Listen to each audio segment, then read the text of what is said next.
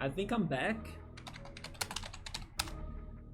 Alright, so today's OBS crash, just like me, it decided to start earlier, right? Because that was not even like an hour of stream or something, it was very early for that. I have the feeling it is connected to OBS because the server seems to be alright. I can't blame Twitch for this. I wonder, let me see something. Could this be connected to my CPU usage? My CPU is chilling right now, what the hell? But my memory is working a lot. I mean, a lot, but not quite. It is at 46% of usage. It still has a lot, right? Could it be OBS then? What the hell? This has been so annoying. And because it has happened this early, I won't be surprised if it happens again as I keep on going, right? So I'm really sorry about these crashes. I still don't understand them. But I hope we can figure them out. Let me get the game back to my old computer then. Yeah, yesterday I was assuming it could have been the server because I did get frame drops. Right now the server is super good. Finally back, there we go. Yeah, I was wondering what could have happened to it, but I'm now kind of thinking it's the last OBS update or something around those lines, the version of it. Because I can't point out the situation. I was checking my task manager and my CPU is fine, it's at 11%. The memory is a bit high, but not much, it's at 45%, you know. I don't think those are the things crashing my computer. And the server, the Twitch server is okay too, so I don't know. I will only know for sure what could have been happening when we stop playing the Switch games and then we move on to the PC games, right? Because I don't know if this is any connected to my setup with the Switch and the capture card, or if I will also get OBS crashes if I'm playing the PC games and not using the Switch. Yeah, good old Twitch tech difficulties, I'm no stranger. Yesterday I think it was Twitch's fault, but now it could also be OBS, I'm not sure. But yeah, as long as I can return fast to become online and then keep on going, that's okay, but definitely it's still a nuisance, right? Because I need to be restarting everything, and then when I'm going to upload the VODs, it's going to be like tons of VODs to YouTube, so it's kind of lame, but at least the game is working, like the capture card was successful, so hang in there with me, right? Let's be patient. Let me continue the chat since we had this crash, so let me finish the chat and then I come back to Metroid.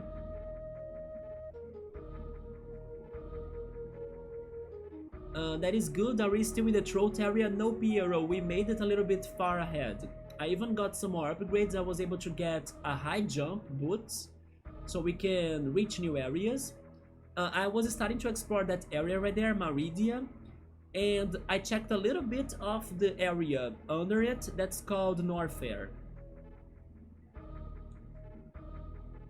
And the throat area, I can't use my cursor to point it out to you, but you see that red sphere down there? Yeah, that one big column, I believe that's the throat area if I'm not mistaken. And we need to explore its upper parts, right? I always bring up how some remakes I still prefer the OG. Regarding that, the one that first comes to my mind, Majora's Mask. I hate how they made the game... Wait, how they made the game easier. And also changed the locations of the masks, plus changed boss fights. So yeah, the original Majora's Mask has the real vibe of it, being more difficult because it is a game that you need to suffer, being challenging, giving you panic, all sorts of, I don't know, feelings. Yes, I prefer the original Majora's Mask. The new remake of it feels different, in my opinion. Not a bad game, but you know, it is different to me. Doesn't line up with how I manage it. Even Link's Awakening, many people didn't like the new looks of Link's Awakening, right? But thankfully, it looks like that for Echoes of Wisdom, that kinda used the same engine of Link's Awakening, it was more successful regarding people not complaining over the graphics. Which, by the way, you were telling me the other day that you are still playing it, right? My friend, the one that I have been sharing the account of the Switch to like get his digital games and vice versa, he bought the physical copy of Echoes of Wisdom. So maybe once he's done with it, I can ask for him to lend it to me so I can try playing it here on stream at some point too. I have no idea why Resident Evil 4... Yeah, me neither, Nubble. I never understood that love. I have the feeling it's a lot about nostalgia and how it was revolutionary. I cannot deny that, right? But looking at it today, and in comparison to the other games, even the remake that just got released, I watched the remake and I was not impressed. I don't know. I actually thought it gets so what is the word? It is not cringy. It is tacky. I can't believe I remember that word. I think it gets tacky.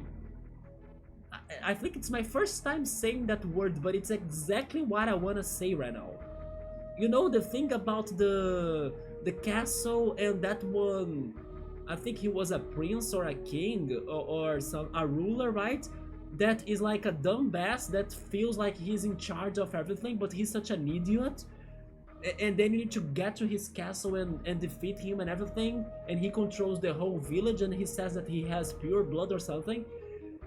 But he's such a bad character. Like, I don't know, it's just like allowing an idiot to rule over you, you know? And then it gets ridiculous to me. Like the way the story goes, it gets more and more ridiculous. I don't remember exactly everything of the game, of course, but I think the castle part is where the game loses itself. And maybe before that, when you are in the village, then sure, it is still interesting, or like it is acceptable or something, but the castle part gets... I don't know. It gets weird, strange, but in a bad way. It really changes the mood of the game. For the worst, I believe. And I have heard other people saying that they also don't like when you get to the castle.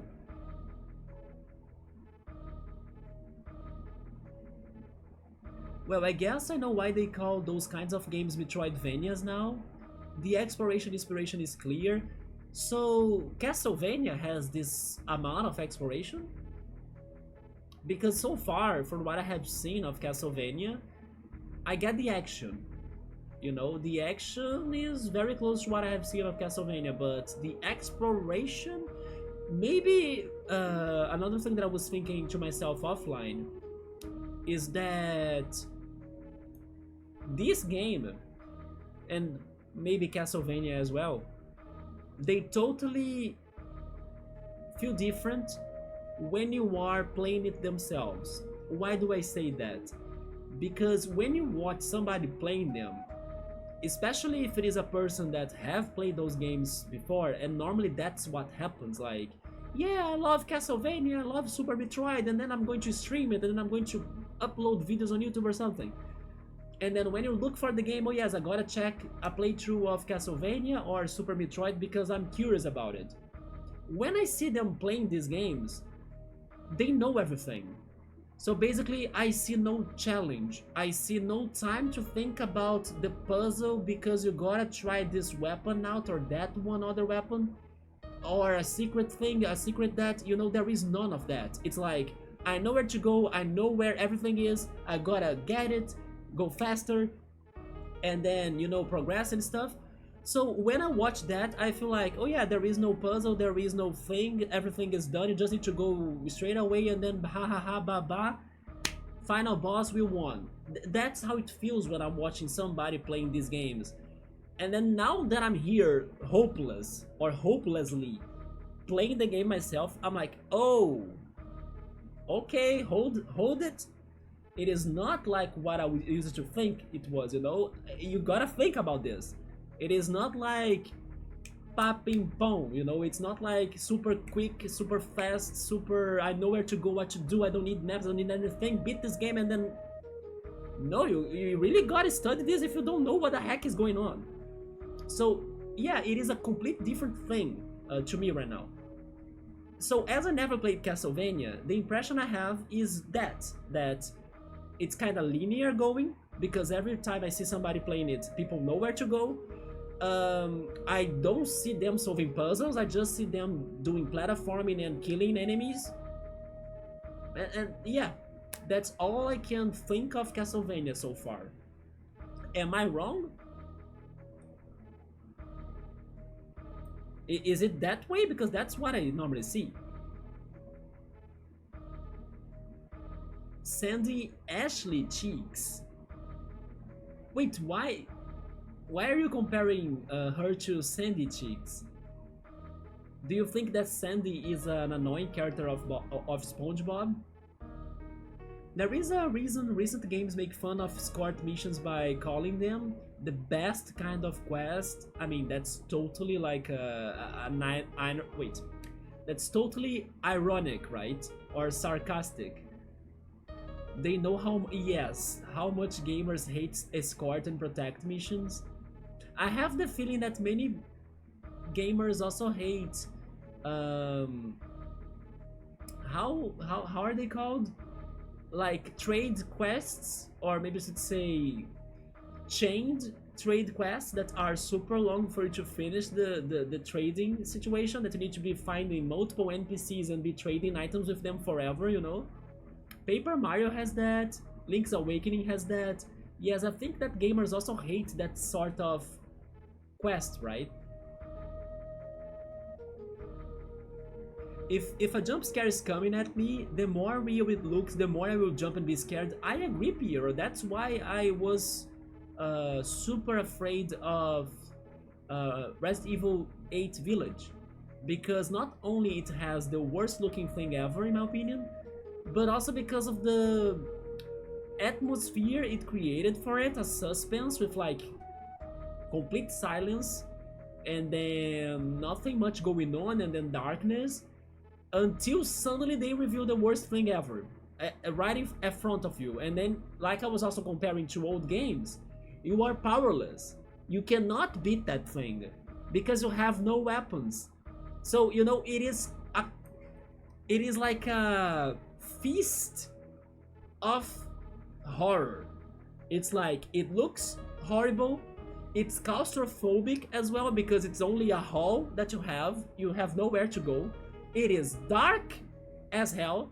It was silent, but then now it gets the jump scary sounds plus very disturbing sounds, and you are powerless. You have no weapons to face that.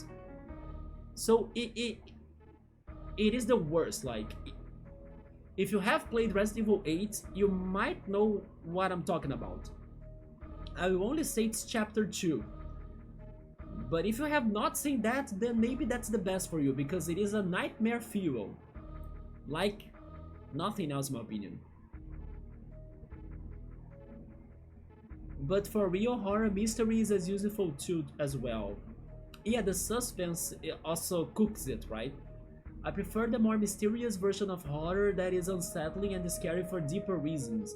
Sometimes you can be disturbed by very simple things.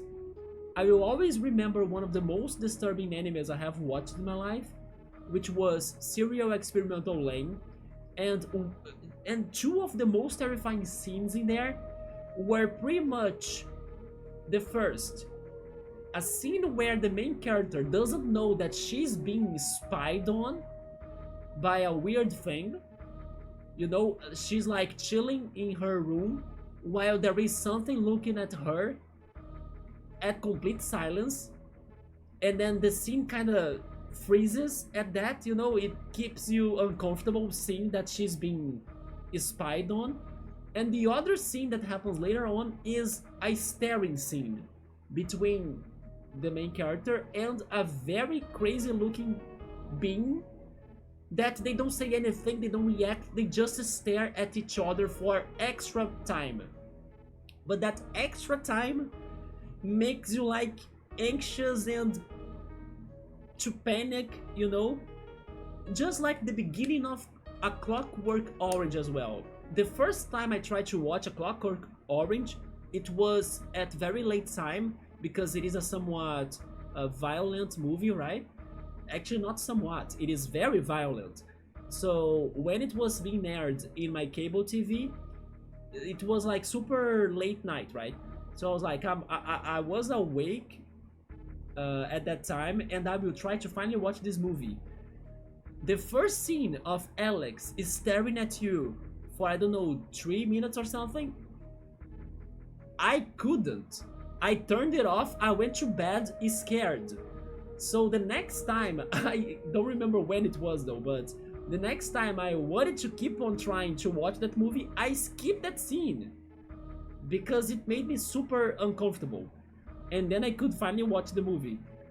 Today, I believe I overcame that impact, but the first time I will never forget. I was like super uncomfortable. I couldn't continue watching that alone in the dark in my living room.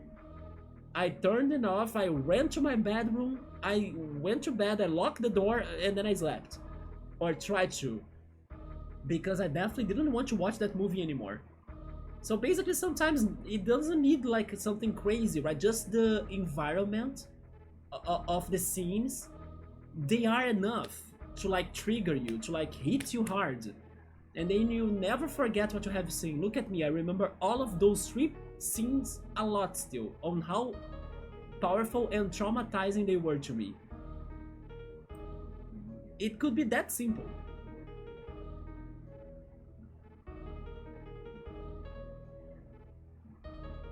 And for that type, the graphics don't matter, I think. I agree. They can make it uncomfortable to you just with silence. You don't even need to have a louder noise, you know? Jump scares get me, yeah, me too. I hate jump scares. But the type of horror I really hate is psychological horror. To me, that depends. Because psychological horror makes me very curious about it. But of course, I'm not saying that I can resist them, right? They can get to me hard. But I do become curious about psychological horror sometimes. That's why I somewhat like some, I don't know, disturbing enemies, like Made in Abyss, for example. Or actually Made in Abyss, right? I need to correct myself because I always try to say that word. But I'm so used to say it like Abyss, but I know it is Abyss. Yeah, the stress is different, so I need to be checking on myself on that. The kind that makes you freak yourself out. Resident Evil 4 is just a vibe. It's not the best in terms of survival horror or story. Yeah, the story, in my opinion. Although Leon is a fantastic character, so maybe that adds to it too. Or freaking escort missions. But I like going through the game. I don't like to drive and I don't like to be a passenger. You don't like both, Piero? I mean, the best thing to do is to walk, right? I love going to places by feet, or like by walking. Thank goodness I live in a spot in my city that I'm kind of close to the most important places I need to be. I don't mind driving. I will say it's nice being able to blast our own music. That would be the one and only positive thing if I knew how to drive, I believe. But besides that, I don't like the stress of driving, the responsibility, I don't like the dangers, I don't like the expenses you have by having a car, like the taxes, the fuel. Here in Brazil, they charge you a lot if you kinda park your car. So, you know, it's a lot of things. I hate all of that. Not to mention the natural and environmental situation of like, oh, if you want a car, you are also destroying the planet. So I like to think that I don't want a car. I can go to places by myself. And if I ever need something, then I get a cab, a ride, a bus, you know, I just don't say a bike because I don't trust myself in riding a bike. But I also want to try to ride a bike soon. But definitely not in the city, just for fun, right? In the city, I think I will die the first day I try it, because I don't have coordination or navigation for that. I got to Winters and I still need to continue it. I think by this time, maybe you should restart the game, right? Because I think you might have forgotten a lot of it already. So many games for sure. Mother Tree is very dark indeed, Nubble. Yep. It has a lot of psychological horror, like you were saying. And that's actually why I think it is such a good game, because I think it is a very unique game. It tackles topics that are hard to see elsewhere, you know, so that's why I respect it a lot.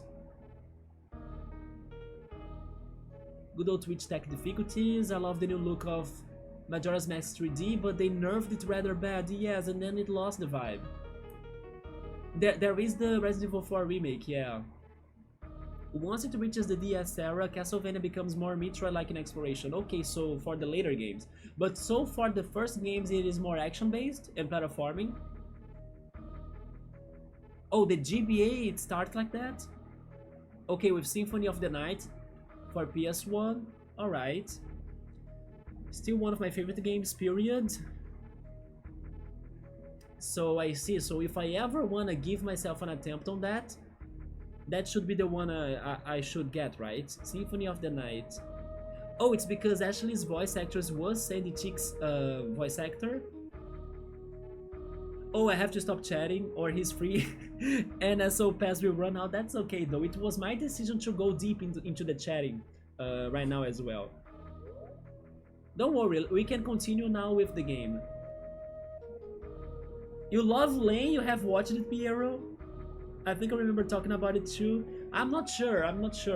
My memory sucks, right? So maybe we have had these talks 10 times already and I can't remember. No, I did watch it, although I'm not brave enough to rewatch it. Specifically because of the scenes I told you. Especially the second one, the one that the characters are staring at each other. I'm not sure, I mean, I am sure that I don't want to remember how the other character, the one that faces the main character, Lane, right? I don't want to remember his looks, because I remember when I saw that for the first time, it was very disturbing. But since you may be liking some disturbing animes, Piero, I did watch recently a somewhat disturbing anime too, and I ended up liking it. But it's not for everyone, and it is heavy, right? So be careful about some possible triggers or something. Be advised about that. But it's called how is it called? Let me remember it. How is it called? I'm remembering the other works from the creator, right? It's the same creator that worked on the movies Paprika and Perfect Blue. I have watched Paprika in the past, and now I wanna watch Perfect Blue because I know it's a cult classic as well, an animated cult classic. Paranoia Agent, I remember it right now. It's called Paranoia Agent. I did watch that anime. It has a very interesting villain. I can see some people not liking that villain. I can understand that, but to me, it was a very unique, original, crazy villain. But I cannot say much. I think the anime is worth the villain, pretty much. So if you're curious, try checking that anime out. It has 13 episodes. Also, by the way, the opening of it is very messed up. Very messed up. You could say it is an ultra-violent movie, that's correct. The most unsettling and scary things are things that you know should be normal but aren't quite normal. You and I both, we need to stop chatting. No, but remember that this channel is a chatting channel disguised, and like, you know that in this game Metroid we have those annoying stones that they look like real but they are collapsing stones. It's just like in here. We look like we are a gaming channel, but in reality it's chatting channel. You added to your watch list? Yeah, it is a very interesting anime. I decided to watch it because I saw a random Facebook post that they were pretty much adding lots of different works together, and they put Paranoia Agent together with Lane Monster, Cowboy Bebop, and what else? I forgot now. Anyway, but because they compared Paranoia Agent to those other animes, I was intrigued enough. And I haven't heard of it before. Oh, I actually brought the monster to me, right? There we go. So that's the way to the save point. This is still closed, but I may need to beat those enemies again, right? No, never mind, I beat them. So that's not the solution because they will respawn, right? If I enter this door, they will be always respawning. Although, looking at the map, there is something else there too. Like, there is another passage with a boss even. So, what if I need to beat the boss in order to... Oh, wait a second.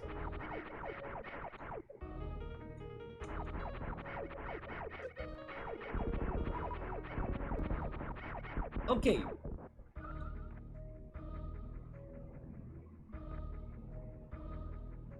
I need to backtrack because we're almost dying, right? So first I should heal myself, and then I will return here and try to investigate this room again. Because it is not worthy getting closer to the boss room with the health that I have right now.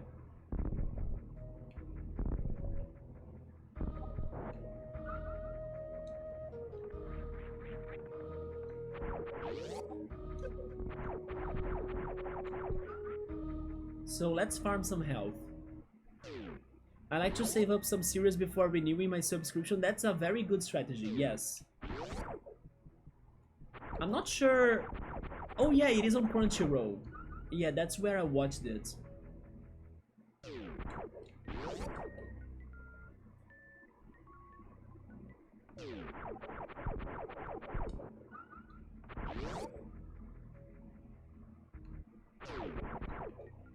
So it is 6 PM already, okay.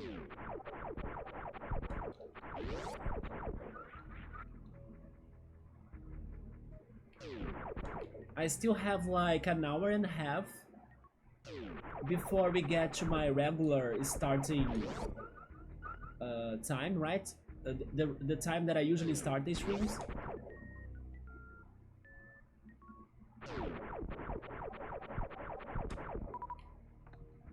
Let's see if we can beat that boss under that time.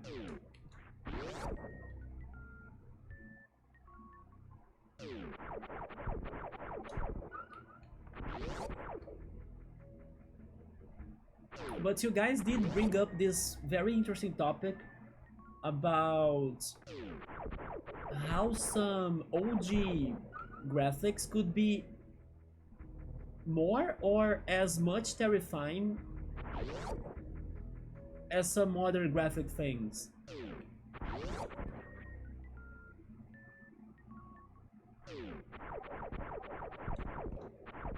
I mean, as a kid, I used to be very scared of some Mario RPG monsters, right? And bosses. In the remake, they are still scary looking. But honestly, I do think now that in the original they are worse.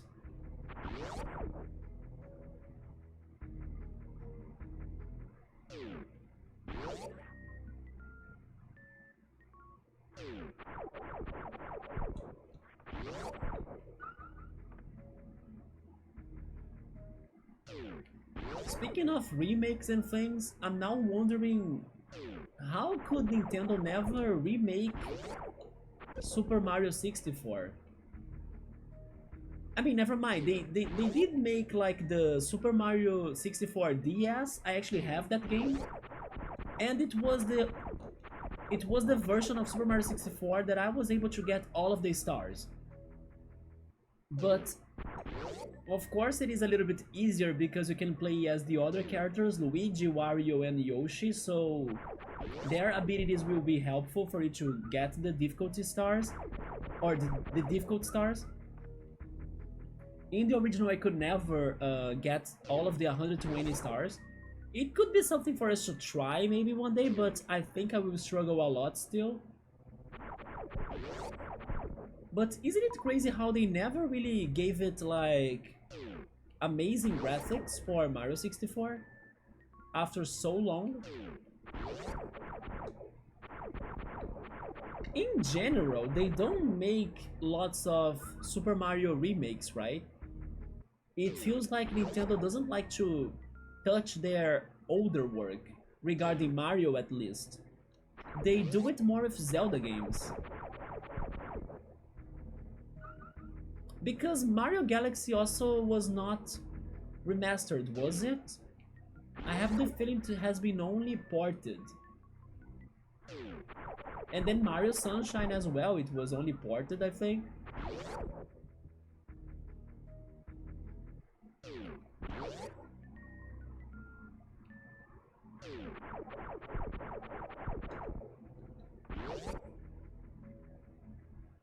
Oh wait, we are healed, so maybe we are ready to go.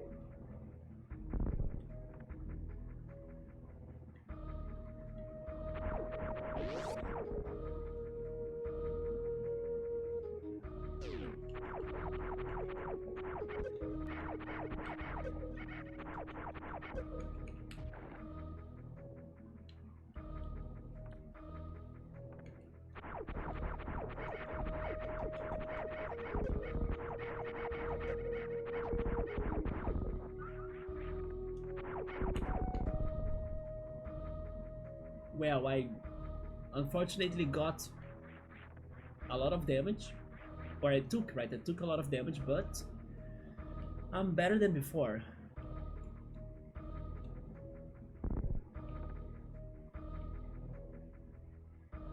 Yeah, this puts me to the save room. I think it is worth saving now.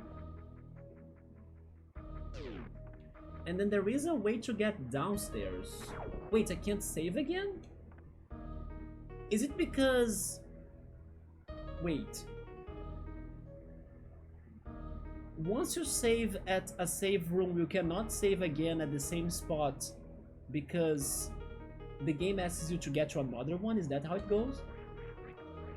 Interesting, that's different. Oh, never mind. I just had to be at it. Okay. But honestly, right? But honestly, this could have been a good mechanic for a game. Like, you need to be alternating the save spots in order to save. I think it would be an interesting idea. Like, you cannot spawn, or not spawn, spam, right? You cannot spam the same save spot all the time, because that also avoids grinding in a way, you know. I think I have never played a game like that you could only use a save spot once. Until getting to another one, of course.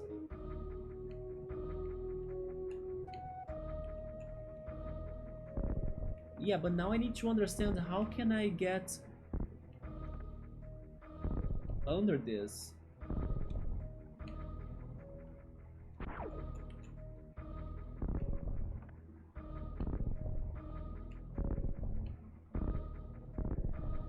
Oh?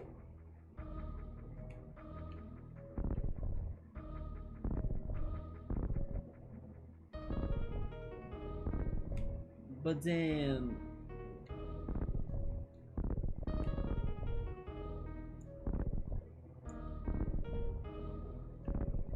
I can't really do much about that, right?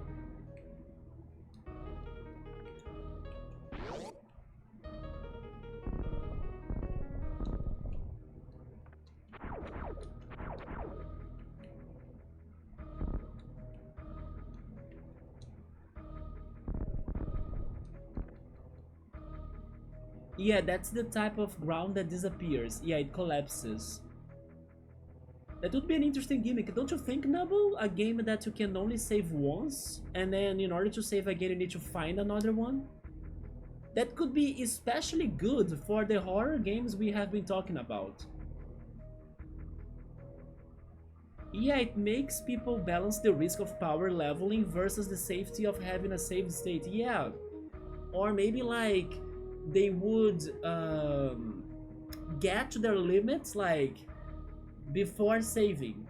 For example, I will only spend this save point when I'm like at 1 HP or something, or when I only have 1 SP or something, because that means that I did all I could, all the grinding I could before wasting that, you know? They did saving like that in the Ori games, but they are very generous with giving you more saves. I see. So like Ori does it, but there are many save points. Yeah, that kind of loses the point, right? Doesn't Resident Evil 4 do something like that already? I'm not sure. Scap might know it. You have to use the resources, printer ink to save the point. Oh, is it like that? When I was watching it, I don't recall it, yeah. I like the idea of a game that it's not... Yeah, right? But isn't too hard? I agree. But then, if Ori is hard, by the way. From what I have heard, Ori is hard. Okay, so Resident Evil 4 has done that. Which is very good. I was criticizing Resident Evil 4, but I like that they do that.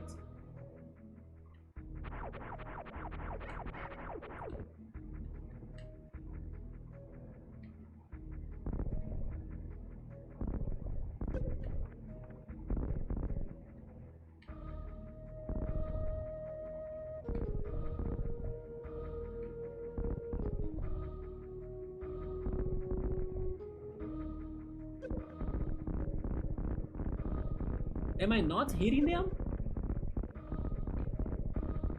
They don't take damage from that, right? Huh.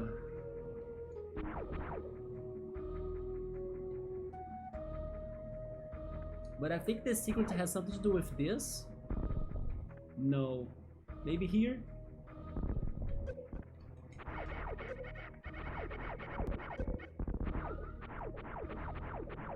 I'll need to farm again, but... Wait a second, this is new. Was that always there?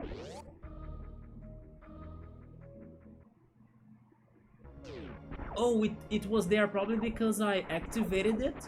Thanks to the... I'm not risking this.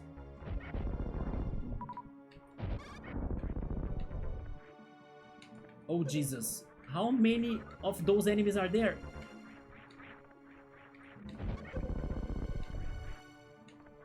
Are you kidding me?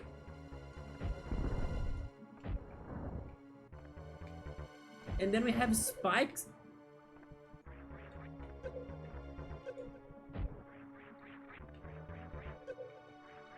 I'm dying. Is this the boss already? What is shooting all of those to me? Oh my god, that's what's the answer. Oh my god, I survived still, how? This was such a dangerous room. Ori is decently hard. I beat them both and I didn't ever get stuck for more than 20 minutes on a part.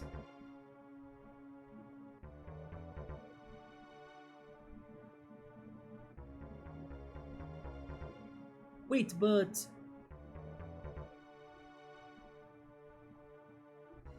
So do you mean that there were parts that were stuck for 20 minutes? I mean, that makes it hard in my opinion.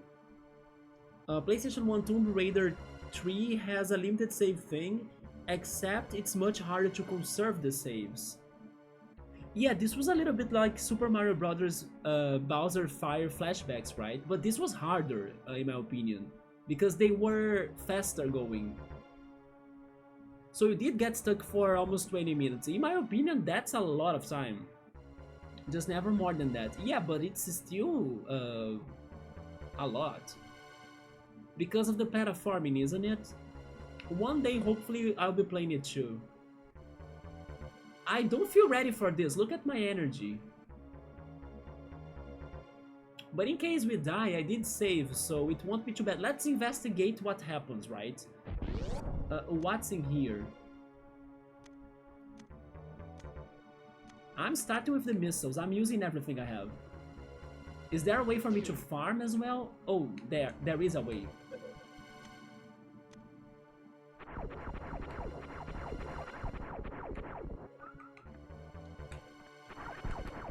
Okay, this is good.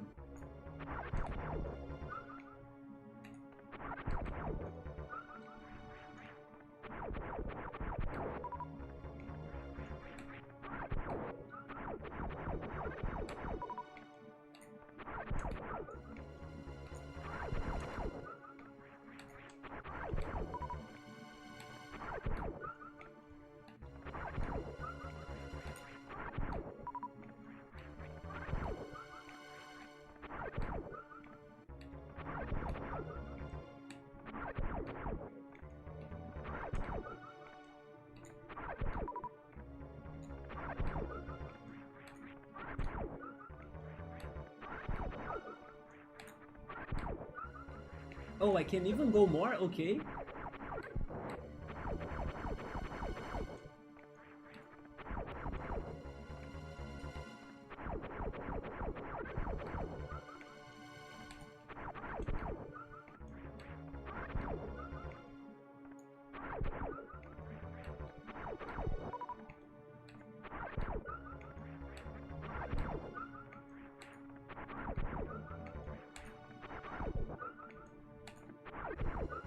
There we go. What the hell is that?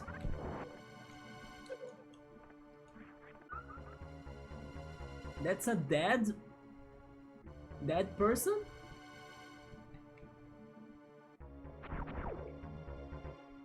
Okay, I don't know what's coming up, but I'm scared. I'm so scared that I dropped my water bottle. I need to find a better position to my water bottle because... Oh, you know what? It should be on this side.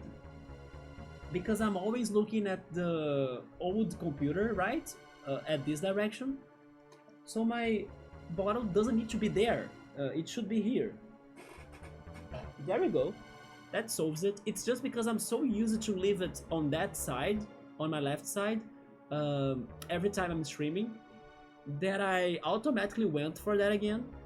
But now I can change it. I think the Ori sequel is much better than the first game, and the story is very simple, so it's not a tragedy to skip the first game. That's my personal opinion. When you say it's better, do you mean it's better in what exactly? Like the gameplay, the mechanics are more fun, or maybe the music is better? Or it's just better overall, and that's it?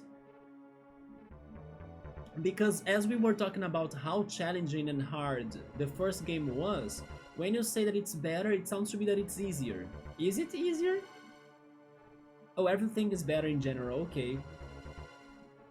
Ori is hard with bosses and escape scenes, but the games are gorgeous. Yes, I'm pretty sure it's like very beautiful to the eyes, right? And the storytelling must be great too.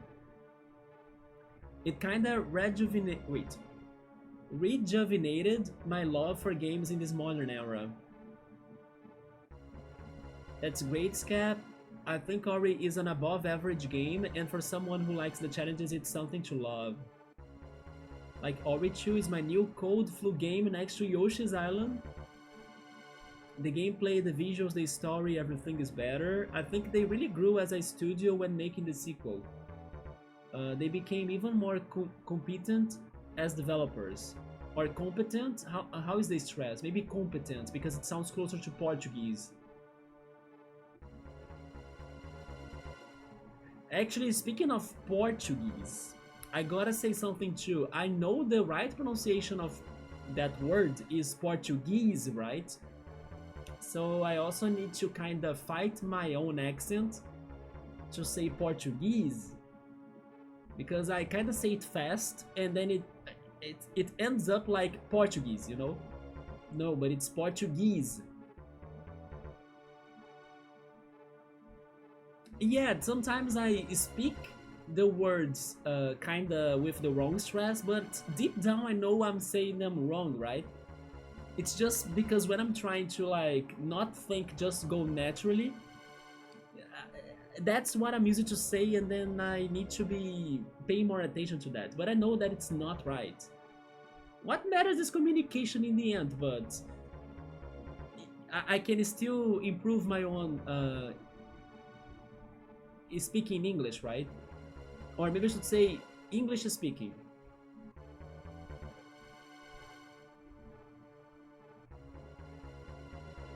Chu took a lot from Hollow Knight. That's another one we are going to play eventually. I believe I have it. But it's not a bad thing. Yeah, totally. I wonder why they haven't still showed us the sequel, right? Silk Song. They are making a whole mystery over it. I wonder if that's a GCS, Galactic Confederate Soldier. Oh. And then there are people that hire Samus to do things that's above their soldiers' pay grade. Yeah, because the armor is very close to hers, right? But then, what could be the orange goo? Is that orange blood? Or is it honey? Yeah, it's maple syrup, right? There is no blood in a game like this. This is a child's game. I'm playing through Ni no Kuni still, and I think you're gonna really love it when you get to it. It's got it all, and there is a book in the game that you can study the deep mechanics. I know, right? We're always still waiting for Silksong, right? And I have heard rumors that they have the game fully done or fully ready or something. They could drop it anytime. What are they waiting for?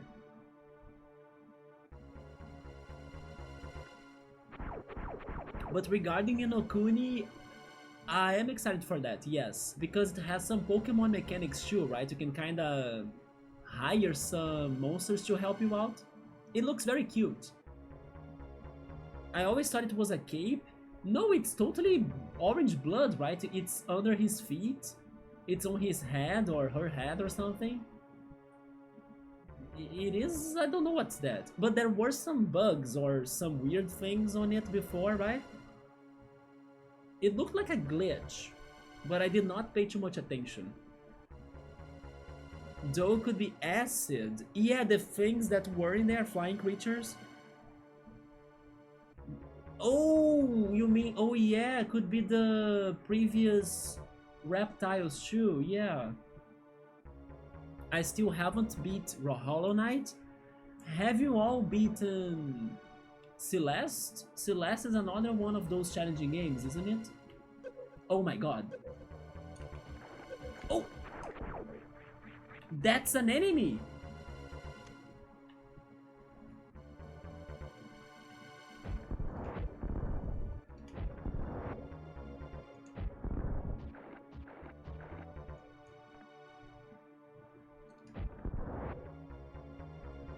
Man, even the doors are traps.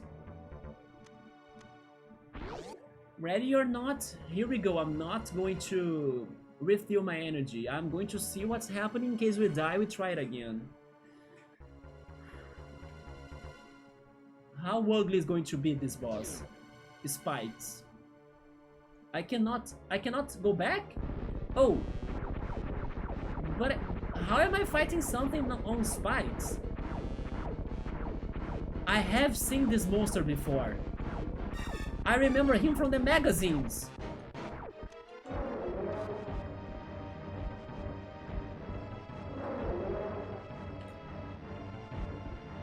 Is he not going to attack me with... Oh my god!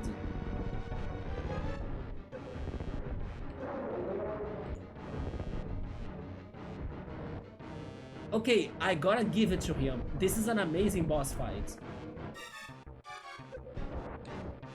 But everything kills me!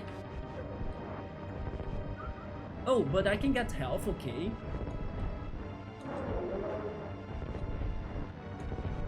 I just need to learn how can I get more missiles, because I will run out of them.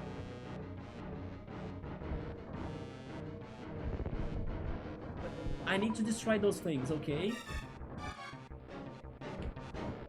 Maybe it's a good idea for me to be with my laser. Oh, I can hit him with that too, okay.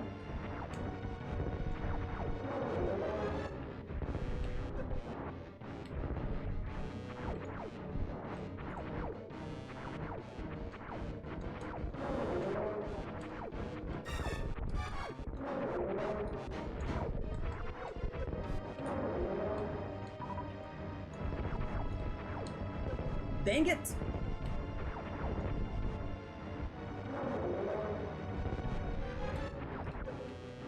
Oh my god.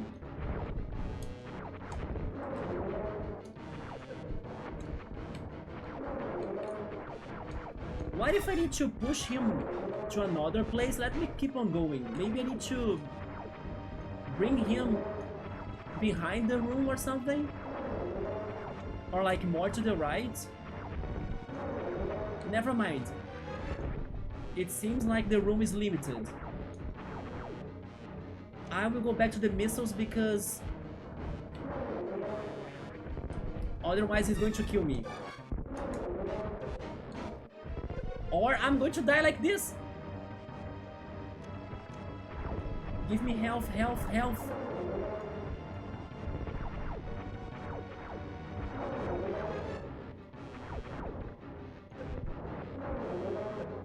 Oh,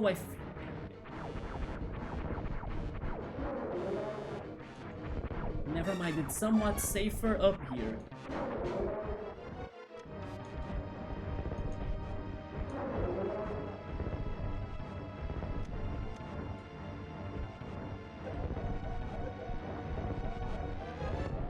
No! I'm dead. I'm not dead? Now I'm dead. There we go, I panicked. Oh! I have not noticed that she becomes herself when she dies?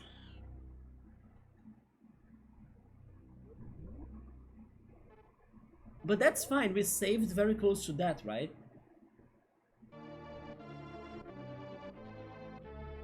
But I remember him, I have seen him before. Maybe when I was watching the gameplay or the like the full gameplay, right, on YouTube in the past. But I totally remember that boss. So that's called Kraid. I got to the final boss and kinda stopped. In Hollow Knight, you mean? It has Pokemon, crafting, real-time combat. It is wild. I'm enjoying it super much. I like the creature designs more than any other creature game you have played. Even more than Pokemon and Cassette Beasts. Is that a corrupted King K. Rool? He looks a lot like him. He also... He reminds me a little bit of Yoshi's Island, like Scap was saying, right? That battle was a lot like the final boss. He and Ridley at the very beginning were in one too, but they were only just as big as Samus. Really? I can't imagine that guy that small. Ridley was small in here too, so maybe, but this guy was insane. If you play Smash Bros, Brinstar depths with stage hazards, I know maybe it was there. Good point, Nubble. I remember him there too. Yeah, this is a famous enemy, right? I wouldn't think at him like at first, like, oh yeah, give me some enemies from Metroid. You have 10 seconds. I would never remember this guy right away. But when the game showed him to me, I was like, I know you. I would say, I don't know, Metroid, and then Ridley, and Mother Brain, or maybe that other enemy, Dark Samus from Smash Bros. 2. Yeah, there we go. I gave you 4 enemies. So I need to activate this in here, right? And then that's going to open a passage, it seems. But I'll need to heal myself again, but I can heal myself in that one room already. So let's just wait for them to disappear and go there. Here. No, it's not here. Wait, where is the passage? Why is it not open anymore? Do I need to beat them all?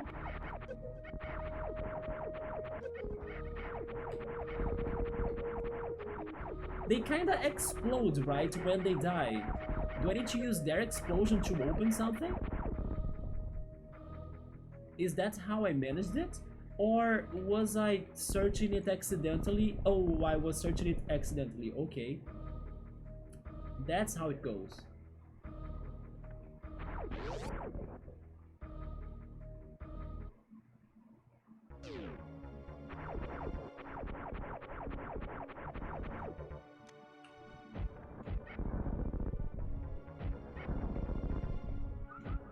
I forgot about this!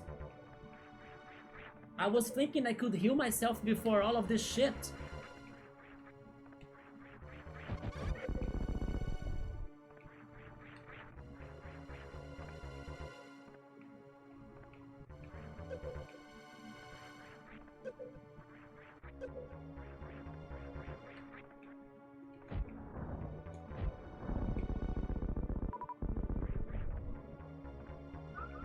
But we did it.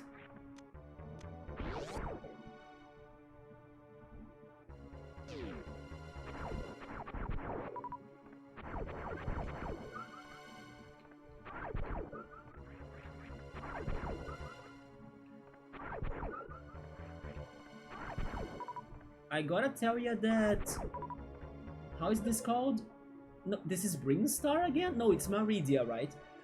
I was not expecting these looks to this area. I was expecting something more watery based, you know, but it's very technological in the end.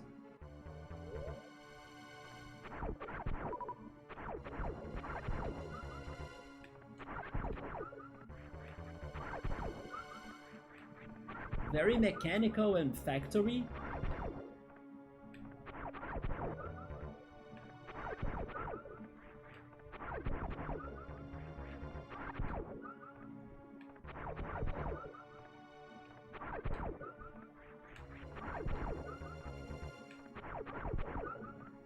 One thing that this game does kinda different than Zelda is that the upgrades you get, or the items, they are not necessarily linked to bosses, right? Like, I might beat that boss, but I don't think they will give me an item or an upgrade. While in Zelda, normally you get something very major for beating bosses. I can be wrong, let's see what happens, but I'm not really expecting them to, like, give me some sort of upgrade. I mean, I'm ready now. I got all of the missiles, my energy. He will appear in the background, rising out of the lava to spin the stage a bit. That level is horrible. Dark Samus is iconic. Said she only appears in the Prime games. So I don't know the lore, and please don't tell me if I'm right or wrong, but I know, like from distance, that Dark Samus is a corrupted Samus, right? I'm not sure what exactly corrupted Samus, but I have the feeling it could be connected to this baby Metroid that survived here.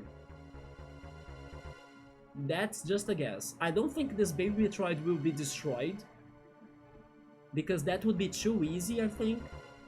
And instead, I don't know if he's going to be the one, the parasite or something, but I have the feeling he has something to do about Dark Samus in the future. Although, I also have another memory from, if not this game, then the previous games. There is something about a Metroid that helps Samus, isn't it? I'm not sure if it is a Metroid that sacrifices itself to protect her. I think that's how it goes. But it sounds to me that it could have happened in the first game, or in the game that Mother Brain is. I don't know which one. Because I have this scene on my mind of a Metroid protecting Samus from an attack from Mother Brain. I can be wrong. Don't take me seriously. But I have the feeling there is something around those lines of a Metroid that sacrifices itself, and he liked Samus. It could be this baby one too in the future, I don't know. Like, if she saves it, and then it kind of becomes its pet, or her pet. But I know there is something around those lines as well, somewhere in the plot. Yeah, mar is like sea. Mar is sea in Portuguese. So I was expecting more water. Not to mention that the beginning of this area, like to getting here, showed us some watery areas combined with the very dark blue door room, right, for you to reach it, which could be resembling the deep sea or the deep ocean. But everything is Brinstar in the end, right? It's just different sections of Brinstar. The design, yeah, for sure. Although SAX in Metroid Fusion was more horror effective for me. It's not. Prime Trilogy were between Metroid 1 and 2.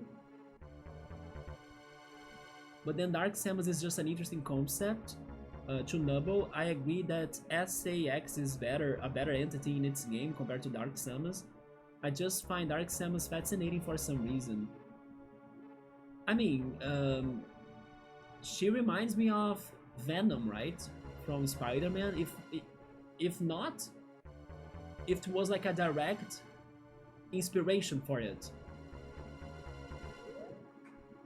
But alright, let's see if we can do this again.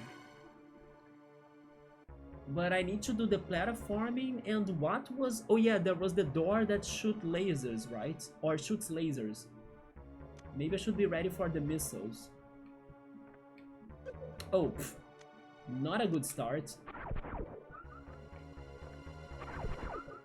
There we go. Yeah, what are those... Oh wait, they are bugs in the end. I kinda don't like getting there with 67 health. Like, I wish I could make this platforming perfect. But the jumping is bugged, right?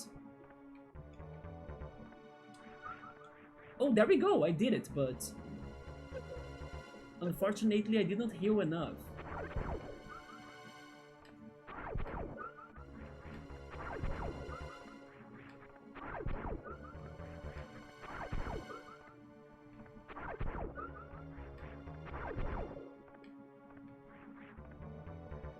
I don't know who this SA character you guys are talking about, of course, but do you think there is a chance it could make to Smash Brothers?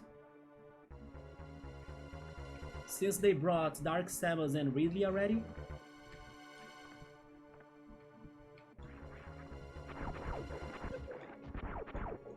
You know what? I'm going to destroy this eye and heal myself again. That's a good strategy.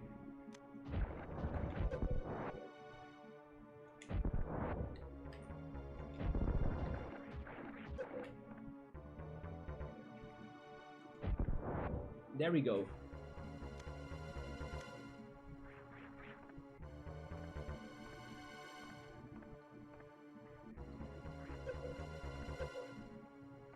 So they are punishing me for the long jumps.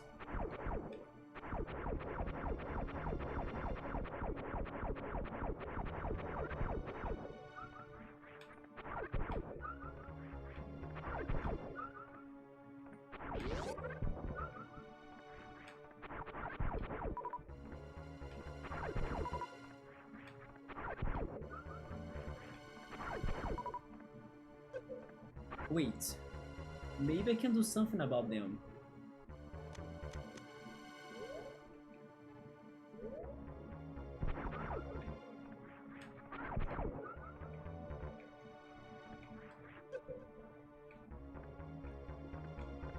Yeah, unequipping that made it easier.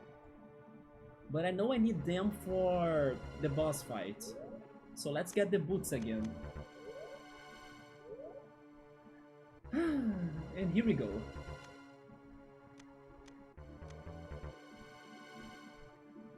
Jumping is gonna take some readjusting now that you have the high jump. Yes. No, you don't think so? That they could get that character to Smash Brothers? Especially for what Dark Samus really is? Not saying, okay. Although I mean, don't tell me if I'm right or wrong again, but I kinda feel like it's Samus herself. If it's not, then it's probably a clone. But I kinda have the feeling it's going to be her. Just like in Spider-Man 3 that Peter Parker gets infected by the thing, right?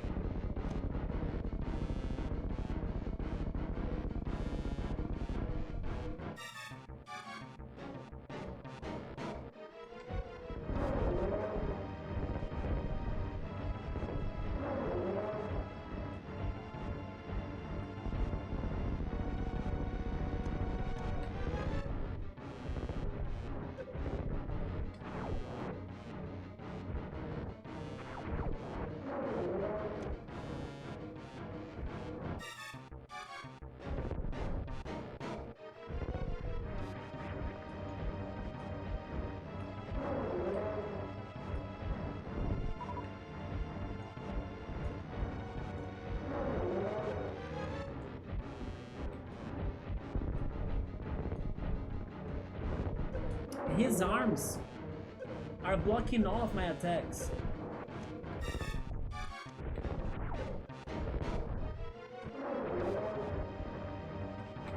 And I'm not seeing myself because of the freaking glitches.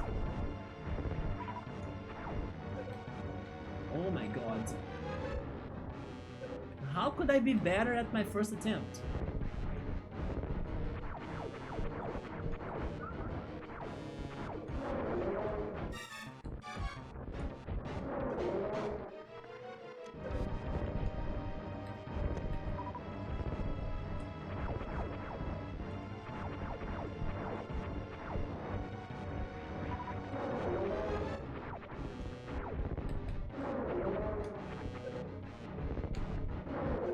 Yes, I think I'll need to do this again. This is not a good run. Wait, No, I did not hurt him by hitting him in the belly, right?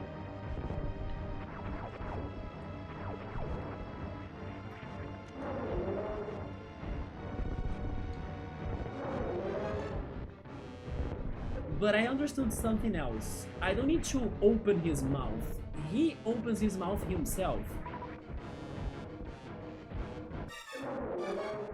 I know that I can kind of force it, but he does it himself too.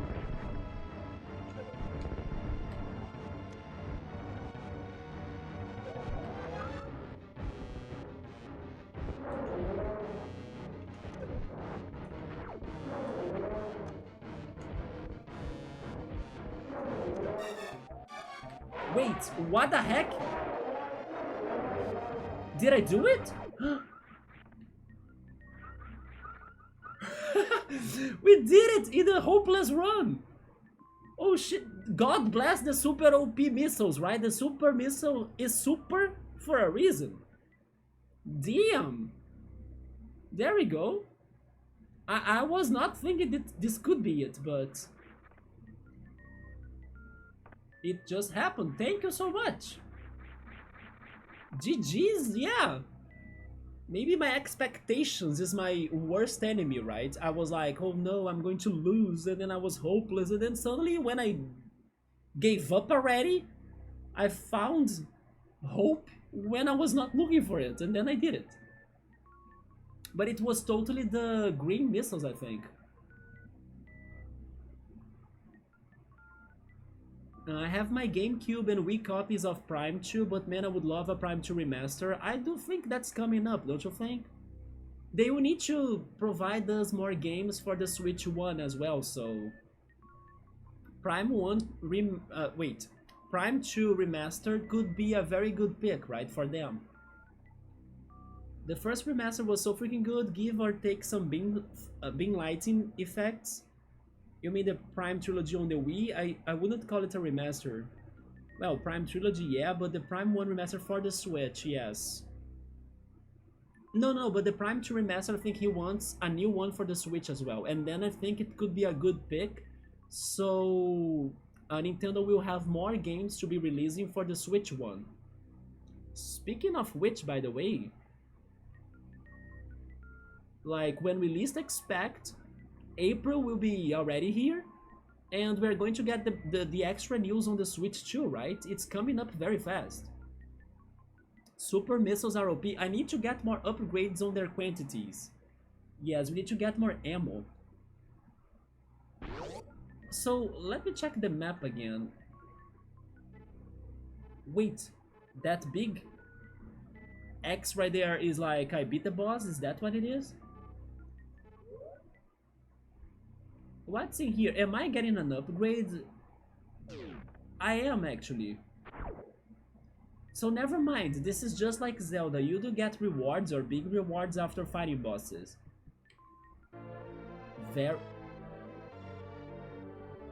Is this for the fire area for Norfair? Wait, this is...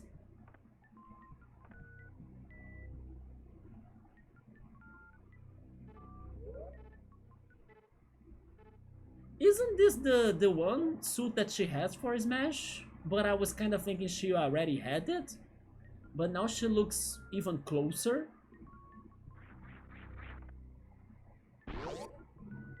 Interesting, so she was not just like the character for Smash Brothers. Now she is. What does this do? Like, this is... I'm guessing this gives me more defense.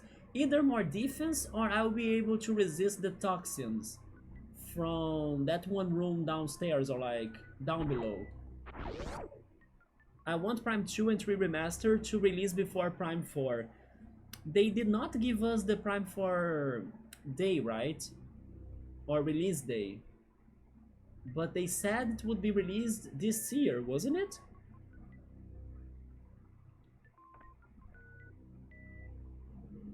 So the Varia suit is the one she uses in Smash. Yeah, I was thinking she was already with it, but she was not.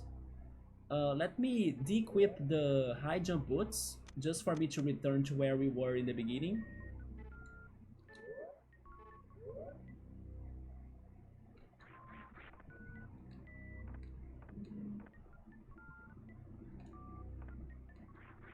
Oh, these guys are still here, okay. But I'm wondering if this gives me more defense. Maybe not. Maybe it's more aesthetic and also resistance to gases and toxins. And maybe temperature. But I wouldn't complain if this gave me more defense.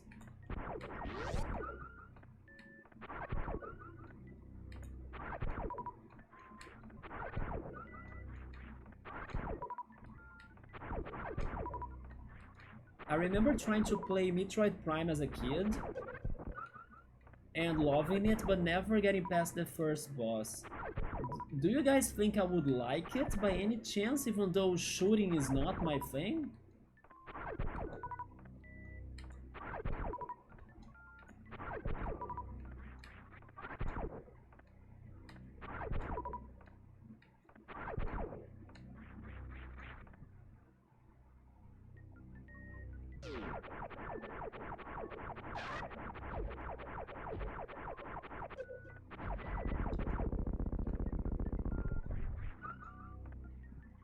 Like, if you had to recommend Metroid Prime to a friend of yours, what would you tell that friend? Like, if you are looking for a game that has this, that, or, you know, how would you sell that game for somebody that has never played it?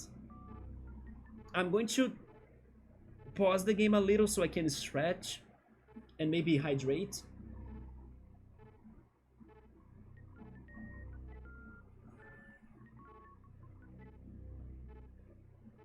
I thought they said, yeah, I thought they said the end of this year as well.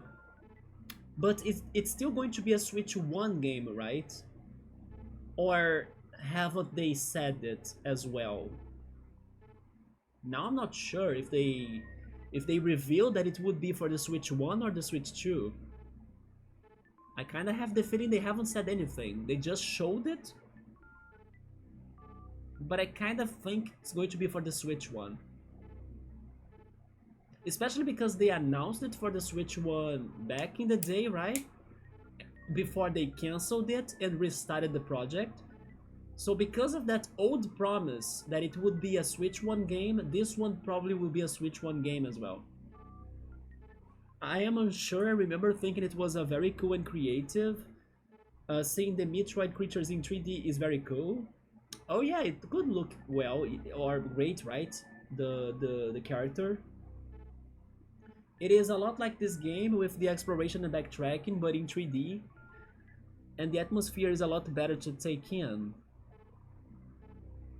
I cannot believe you guys are convincing me to try that out. I'm starting to think I could like that game. Which is mind-blowing to me because I was not that person like 3 days ago. Scaploon injected some sort of Metroid virus in my blood veins, and then now this is what happened. Soon enough I'm going to have like Metroid merch on my shelf. You know, I'm going to have a Metroid hat as well, so people can claim that. What's going on?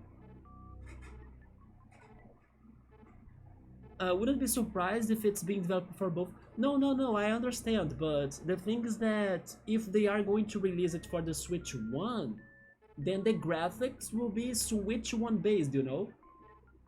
I can especially because they are... Like, the Switch 2 is going to have the retro compatibility with the first one. Unless you mean that they are going to give upgrades to the graphics for the Switch 2, then sure. Not sure how easy or hard that's going to be for them. But... like, the bar that I believe they're going to follow would be the Switch 1 bar, you know? Yeah, it is originally a Switch 1 game, but I have a feeling due to timing, it's gonna be a Switch 2 game like how Breath of the Wild was a Wii U and a Switch game. Yeah, but then again, thanks to the limitations of the Switch 1, the graphics will be not the Switch 2 versions, right? But the performance will be better on the Switch 2, that's for sure. Good job, Scaploon. You converted another one to the Anti-Space Pirate Foundation. You guys talk about the organization. I don't know anything about the organization, remember? Maybe one day, though. It could be worse. It could be Star Trek. Like, convincing me to join the Star Trek Federation.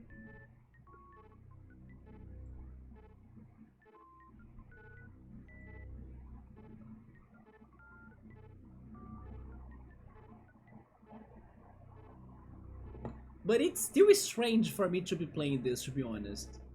but it's not a bad strange. It's strange, weird, good. You know, it is one of those things in your life that it feels like a um, it is not an illusion, the word, but it's close. It feels. How is this in English, by the way? I don't know how is this called in English. Give me a second. I wanna learn. How is this word in English? I remember the Portuguese word.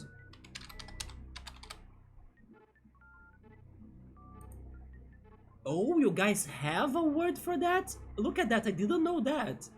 So, do you guys know what's delirium? Yeah, it feels like a delirium. Do you guys know what's that? I have never heard anybody else saying that word in my life, but Google is telling me it is the translation. It feels like a delirium, but it's definitely a word that I don't hear people saying. There's three great loves I have: Zelda, The Lord of the Rings, and up top is Star Trek. I mean, so far, Zelda, I also love it. Lord of the Rings, I like the movies. At least the... Not the Hobbit movies. The Hobbit movies were not too strong on me.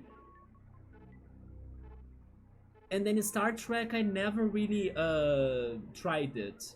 But at the same time, just like Star Wars, even though they are different things, I know.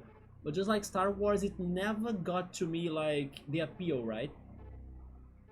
But yeah, this feels like a delirium. It feels like it's not real. It's like I'm hallucinating the situation, that I'm playing Metroid and this is happening.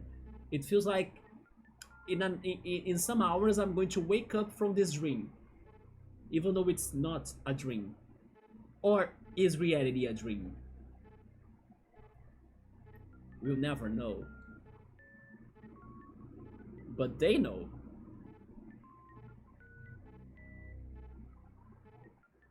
I'm excited for Pokemon Legends EA. Oh yeah, Piero, what did you think about it? So, let me talk very quickly about Pokemon then. For some years already, I haven't been too excited for Pokemon news in general.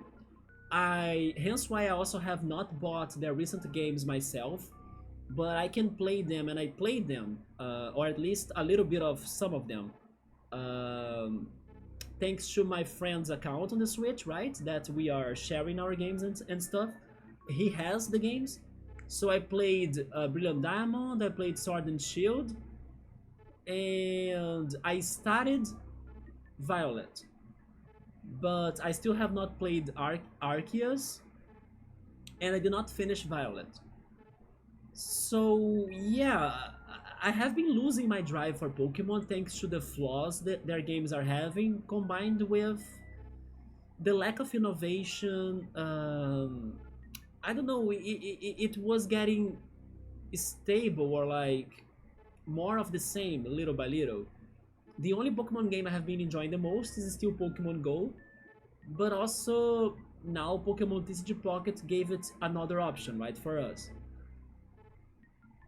Regarding Legends, I hear everybody saying it was the best Pokemon game for the Switch one, and I only watched a little bit of it. I mean, not really a little bit, but I did watch a lot, not the ending, but I did not follow the story or the plot, so I don't know anything about the plot. But I did watch like the exploration a little bit, and I remember some things. But I did not play it myself yet. Regarding the sequel, and regarding the direct we got last month, as I was not with expectations, I was not very disappointed on the things they announced. I did think it was, overall speaking, a very weak direct for them, but it did not make me very upset. What made me the most upset was what we were talking about yesterday, that they are bringing more languages and more localization, focusing on Latin America, but not bringing Portuguese still. So that was what made me pissed off regarding the direct. And the trailer for Legends ZA, I actually liked it because even though it's not looking like amazing or like with OP graphics for a Switch 2 or something, it was kind of expected, or it's understandable because it's still going to be a Switch 1 game, so it looks the way it gotta look. Could it be better? Of course, Zelda Breath of the Wild looks much better than that. But I'm still like forgiving the Game Freak and Pokemon Company for the way the game is looking, right? But what I like the most is that I kind of felt that Legend ZA is somewhat very close to what Legend Arceus was. I'm not sure if you felt that when you watched the trailer, but I felt like, oh yeah, it is kind of the same game. And it's not a bad thing, because everyone says Legend Arceus was a fantastic game. So I was like, okay, so it's good that it feels like the same game. Even though it's at a different spot, it's in the city, and Lumiose City and everything, which is also good to me, because even though it may not be the most popular region or game for most of the fans, I was a Kalos fan, because it was when I bought myself the 3DS after many years without buying myself a Nintendo console, and then it was like the GBA, and then I skipped everything 3DS, you know? And it was the first 3D models for Pokemon in games, so it was revolutionary. I love the graphics of the game. The complaints are understandable, and I agree with them that the evil team is lame, the story is weak, the game is very easy, it's not challenging. But I did like the new Pokemon, the new typing. The online was the best online in my life. I played the online almost every night, especially the. We were talking about that with Nubble yesterday regarding the either yesterday or in the first day of the stream, right? Or of this game, regarding Pokemon Champions, the mobile game that had all sorts of different mechanics. I mean, we are hoping it's going to get all sorts of different mechanics for Meowser. Hey man, welcome back again, and thank you for the resub. Off work, finally there he is. There we go, man. Also, by the way, I love your Dark Urn, right? Is it because of Dark Samus that we were talking about soon?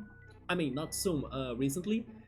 But what's up, man? Good to see you again, and thank you for the resub. Also, what is that other badge you got? Raging Wolf Helm. Raging Wolf? What sort of promotion was that? But yeah, I was saying that me and Nubble, we were hoping that the Pokemon Champions game could introduce other battle types, like 4 versus 4 player battles, you know, like Pokemon Sun and Moon also had, and especially Pokemon X and Y. Maybe they could have 6 versus 6 Pokemon battles too, like one Pokemon versus another. It's very unclear for us if they are going to do it. But the battle modes of Pokemon X and Y were fantastic, especially the 4 versus 4 idea, you know? And I loved it so much, like the interface of the online really worked for that. And then unfortunately Sun and Moon kinda made it crappier. Regarding the interface of Sword and Shield and Scarlet and Violet, you guys must let me know if that worked or not, because I know how they look like a little bit, but I haven't really tried myself, right? Like to ask for people to battle me or something around those lines. I don't know if they are good or bad for that. But in X and Y they were so good.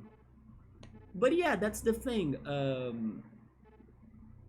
I am hoping that those games, they bring back the old creative ways to battle, not only what we are used to see, you know? But I'm feeling like I skipped something that I had to say as well, because we were also talking about Legends ZA. Yeah, Legends ZA, I liked it basically because it reminds me a lot of Legends Arceus. Both graphically and the idea of it, right? Oh yes, I remember now. And then I was saying that I liked Kalos. Yeah, maybe I'm a little bit biased on my opinion because I'm a Kalos fan. For someone that didn't care for Kalos or for anything in Pokemon X and Y, maybe that person wouldn't like Legends ZA. But I'm excited for it as well because there are so many mysteries that were left behind in X and Y that were never answered, and most likely they could have been answered in a Pokemon Z game. And Legends Arceus is kind of going to be that Pokemon Z game, right? And I know we are going to get some answers already because of the characters that are in the game, like the different Floette, right? And also AZ as well. The one thing that's not clear is what is this new evil looking team that's like the Quasar something, and then they wanna reform or like renovate Lumiose City somehow. Yeah, I'm not quite sure what is their deal. I have a theory. I already have a theory that they are trying to use the Pokemon and the life energy from Lumiose City to kinda bring back the ancient weapon or something from the old War of Kalos.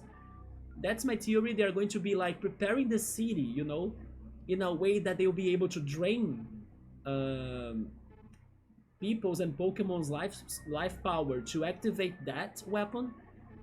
But maybe I'm just going too far with that.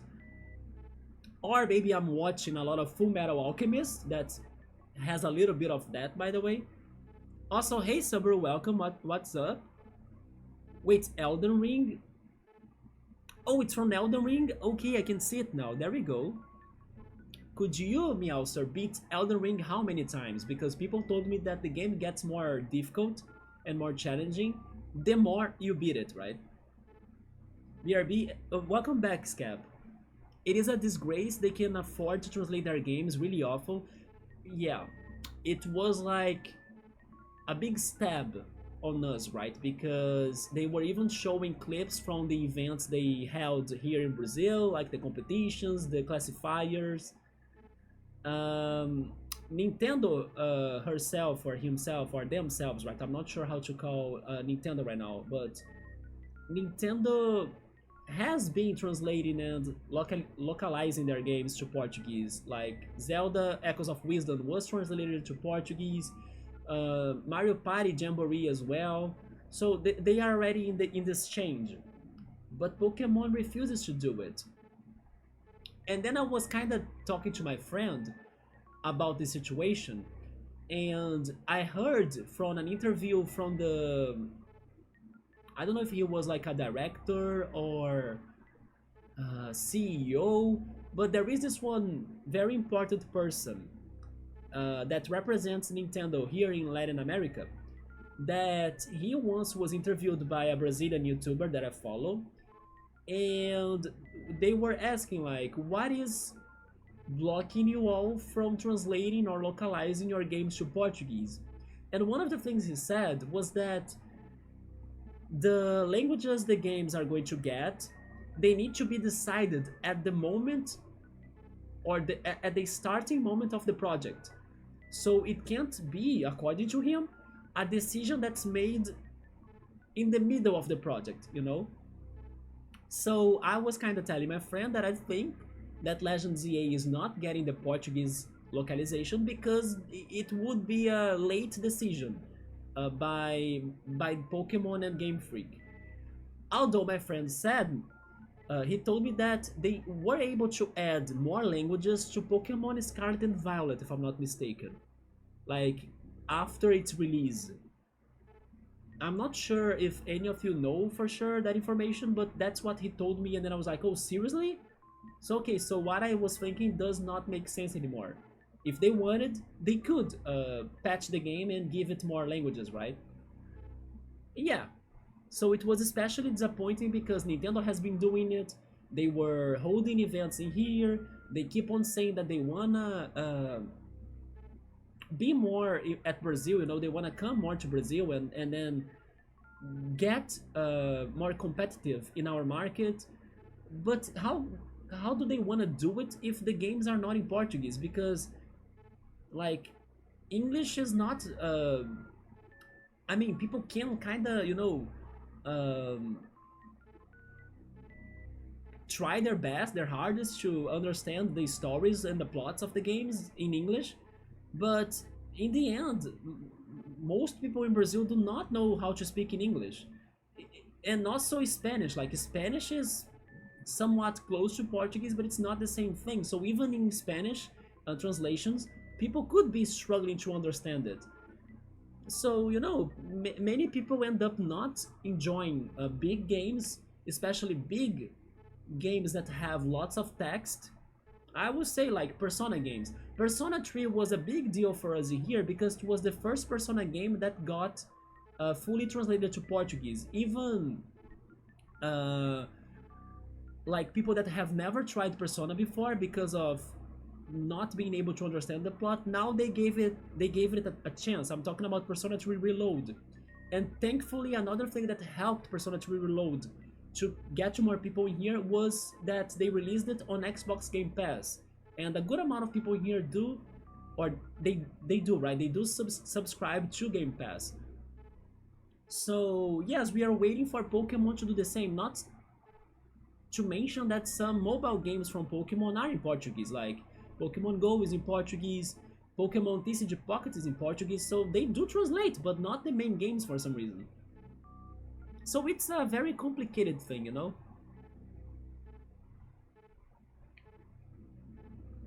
So you did skip Scarlet and Violet. I was disappointed that it had the technical problems, right?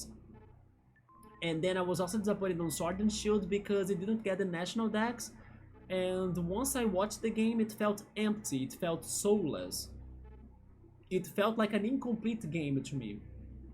Maybe the DLC of Sword and Shield makes it better, but still it's a game that feels boring, you know, in general.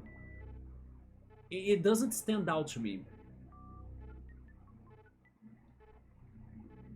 And then we skipped Ruby and Sapphire remakes. I actually got the remake of Ruby when I bought a used 3DS XL to replace my old 3DS that was breaking down, right?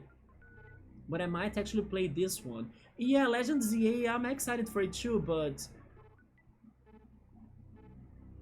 I mean, what I have seen was good, good to me in particular, but I'm not sure, right? Maybe they can still mess up with it. But so far, I am excited for it because I want to know more about the region. I want to know more about Kalos. I also skipped Legends Arceus, but I do want to play it in here. Yeah, it is a disgrace. They can't afford to translate their games. They totally can. I don't understand how that makes any sense. Just translate and add it in a patch if you can't get it in by release. I agree. It is another expense, of course. Like it is something that has a cost. But like you said, they have the money for sure. I just don't understand why they don't do it already because I do think more people here would buy their games. And instead of that happening, what do we get? We get Nintendo raising the prices of their games now. So it's going to make it even harder for us to get their games. Oh, Subway is actually saying that the mobile games are not made by Nintendo. You have a point. They are, at least in Pokemon Go, it's by Niantic, right? Have you guys seen the news about Niantic possibly trying to sell Pokemon Go to a company that is from the Middle Eastern? It's the company behind that other game, Stumble Guys, that's like a Fall Guys clone. Yeah, there was a rumor about that. Nothing was confirmed. I'm not sure if it was any legit, but recently there were some discussions towards Niantic wanting to sell Pokemon Go. Because in the end, Niantic wants to focus on augmented, I hope this is correct, augmented reality, is that right? AR, I think, AR technology, and not really Pokemon itself, you know? So once they have their AR technology developed out enough, they can ignore their games or something and focus on that technology to sell them to other companies.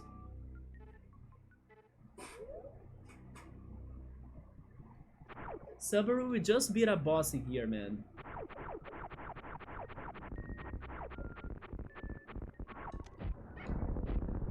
And then they gave us this suit that I'm not sure what it's going to do, but I'm guessing it's going to help me to survive or like not take damage under weather hazards or I don't know, toxic gas or poisonous gas, you know, which there is one in the area we stopped playing yesterday that was more like a fiery area. So there was a room in there that was very poisonous. Maybe now I can explore it. And the other thing I got today too was a high jump. Yeah, we got the high jump boots, so we can jump higher.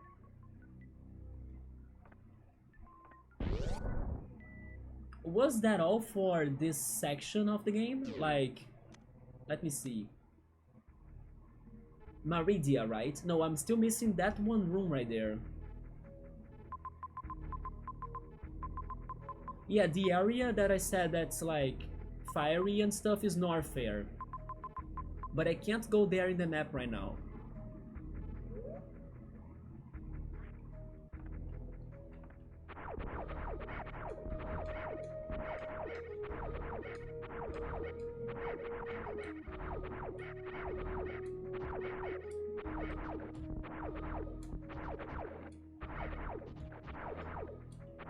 Let me check the time. It is 7:45 already.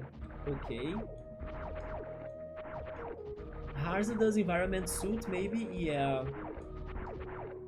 I was hoping it could give me more defense or resistance, but I think it won't. Wait, how can I make this jump now? Oh, I de-equipped it, right? I did. There we go.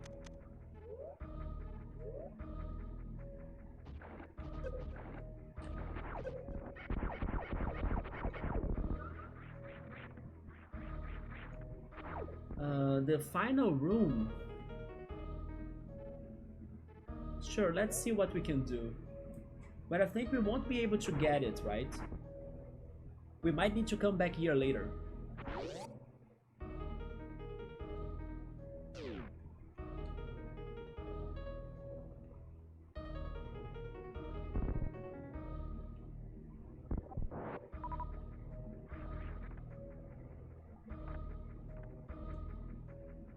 Oh no, it is open now. Okay. Oh!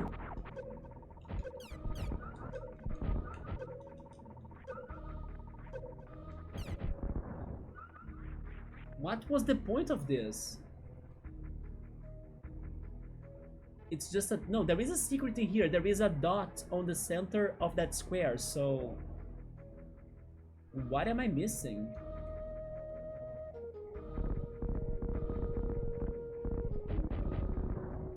Maybe an invisible box?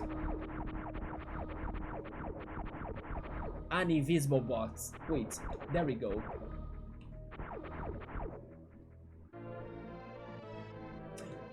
Oh! Remember the first energy tank that was hidden, that we saw in the first day? That was super high? Maybe now with the jumping upgrade I can reach it? Although I have the feeling it's still very high for me to get to it. But it is worth a shot. And I really appreciate this extra health. After I get the secrets, the runes still show the dot on the map, right? So that's confusing. I need to be sure that every time I visit one of these rooms that have secrets, that I get the secret. Otherwise I will not know which rooms will still keep a secret inside or not.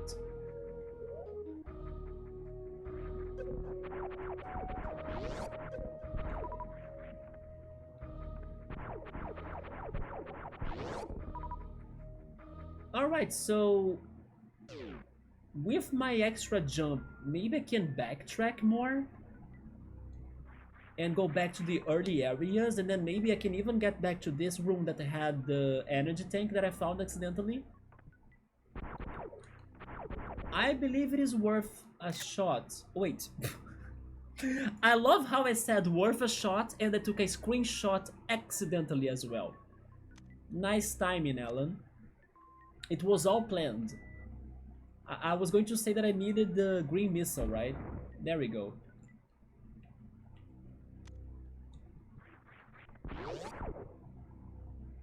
I think I will try that, guys. I think it's a good moment for us to do some backtracking, or at least see if we can do it. Or maybe not. It's just because if I keep on progressing forever, I will forget what I'm missing behind or leaving behind, right? So having a refresher will be good.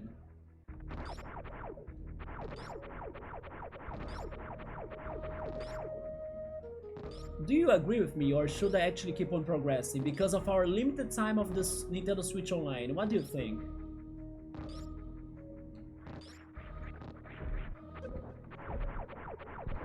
Now I can get up here, by the way. I couldn't before. I mean, never mind. I could come here, but I still don't know how to get to the green door up there.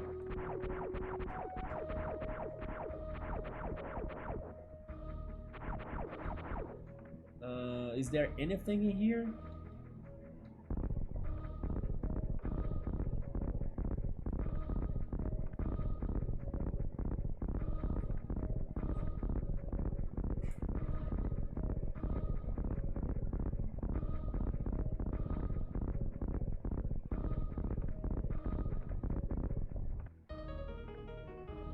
Speaking of upcoming Switch games, because Piero was excited for Legend ZA in particular, the one game that I can't say that I'm very excited, but I really wanna buy that game is the Professor Layton game.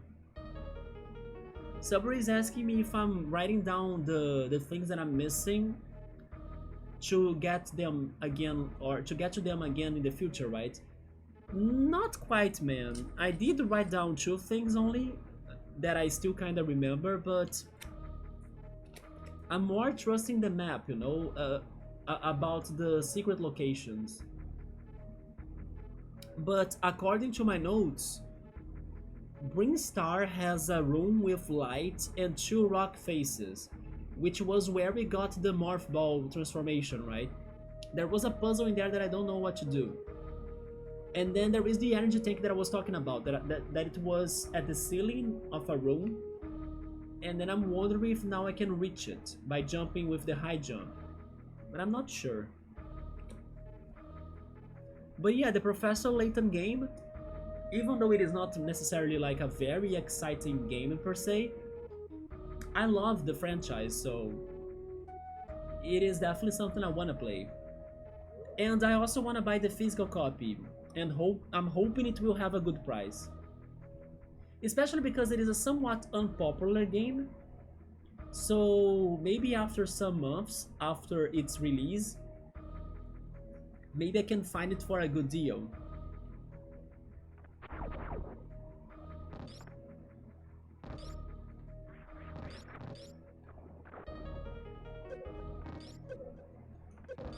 Oh, not this shit again, come on. Samus! I'm going to die like this again? There we go.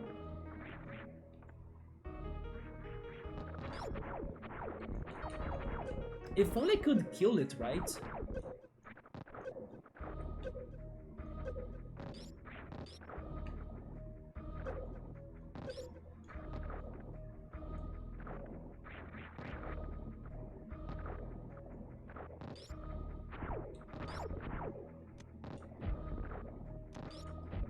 Oh, I can kill it.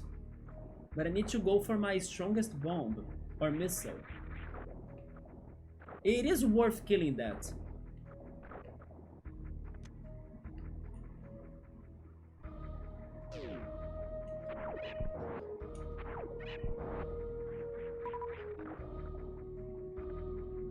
Yeah, when I was saying that I was expecting Maridia to be more water-based, yeah, this area is a good example of it.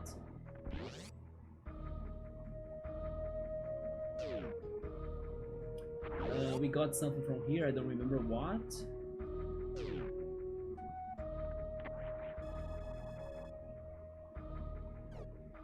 Oh, it is a healing room, okay.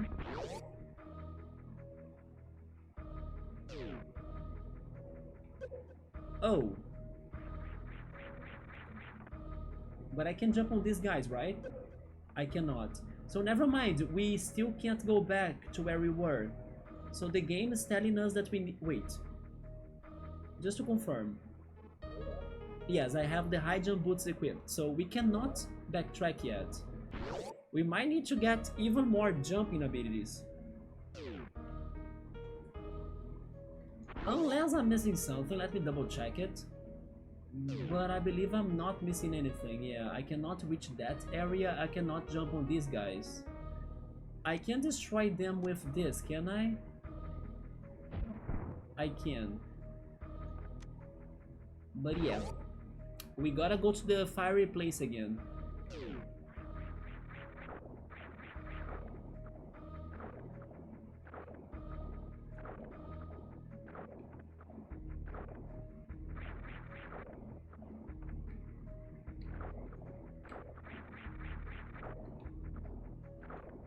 Why can't I make this jump anymore?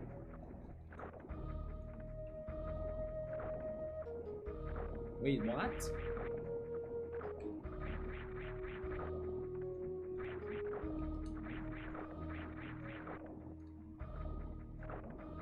Wait, what?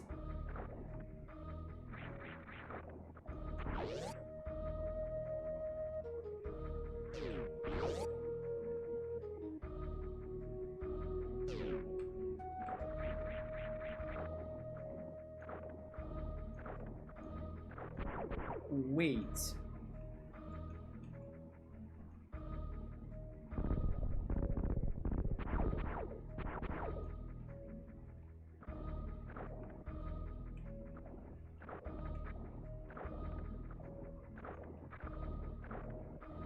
Guys? Did I find myself in another Noob's Bridge idea? Which, by the way, in case you haven't seen it, let me show this again. Our situation yesterday at the Noob's Bridge, make it, or maybe I should say made it, to our board right now. There it is, the infinite Noob Bridge. And I think its spirit has returned to curse me once again right now.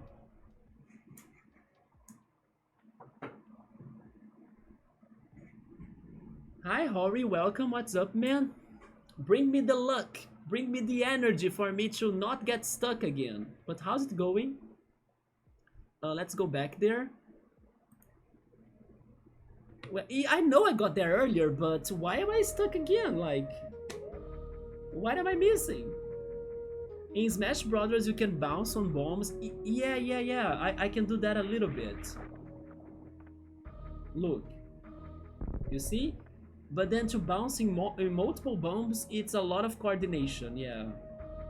You're doing great, just finished my Richard Burns rally stream with a total of 2 viewers. Wait, what do you mean by Richard Burns? Is that a game? Who's Richard Burns though? Let me Google it. It's a game? Let me see, I have never heard of it. Richard Burns.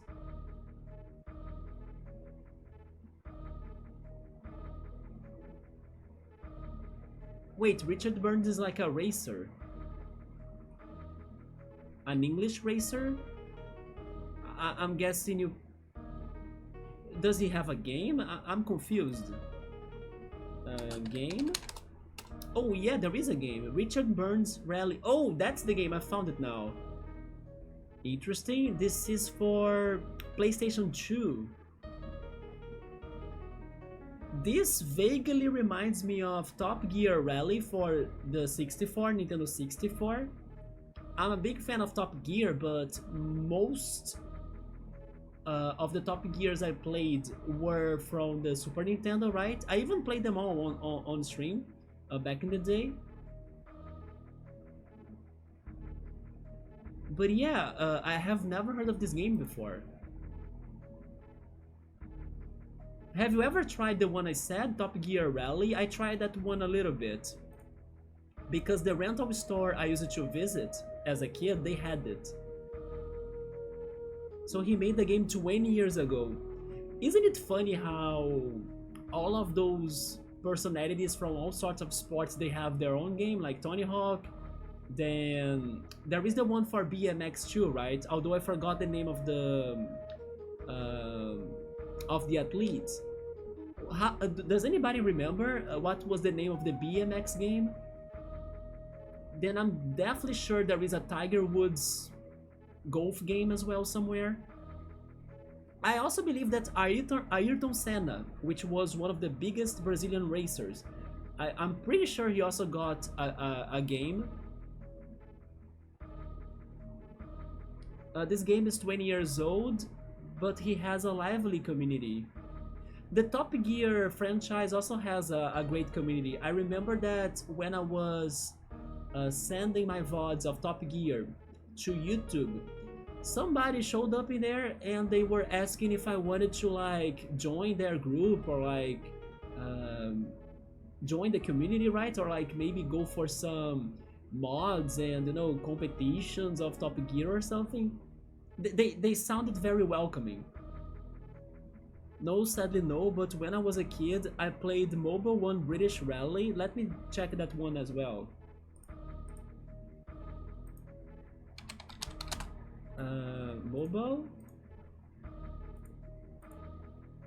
Mobile 1 British Rally, okay.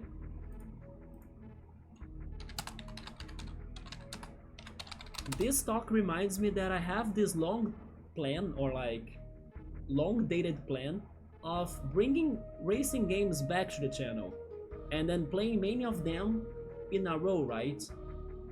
Like all of the Mario Karts, Crash Team Racing, maybe some more Top Gears, some weird games I have heard of but I never tried them. There is a Bomberman and Konami characters racing game as well. There is a Chocobo Racing. There is this one for the PlayStation 1 that a neighbor used to have, and I played that with him as a kid. It's called Speed Punks, if I'm not mistaken. There is also that game. I have the feeling it's going to give me a lot of nostalgia because I don't remember that game anymore, but I played it, so when I play it again, I think I will remember things that I don't remember anymore. But Hori, I now hope you can try Top Gear Rally somehow. Because as you now have told me about 2 different rally games, Top Gear is also a classic. And you know what? I think it was also out for the PlayStation consoles. The one I played was for Nintendo 64, but I wouldn't be surprised if Top Gear Rally was for PlayStation as well. Let me see. There is a Game Boy Advance Top Gear Rally? There was a Game Boy Color Top Gear game. It's called Top Gear Pocket 2. What the hell? I never heard of them. Yeah, Top Gear Pocket. Interesting. But I'm kind of surprised. It seems it was not... Yeah, it was not out for the PlayStation 1. That's surprising to me. I could assume it was. Huh.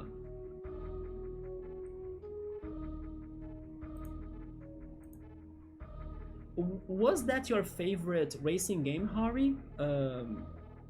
Is that your favorite racing game? The Richard Burns rally game?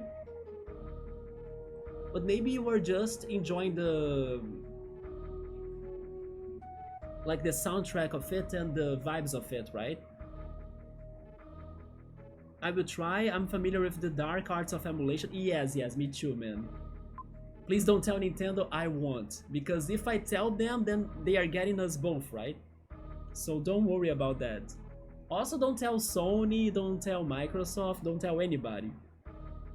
But Nintendo, this time, you cannot get me, right? Because I'm playing it with the original console with your own subscription that you gave to us.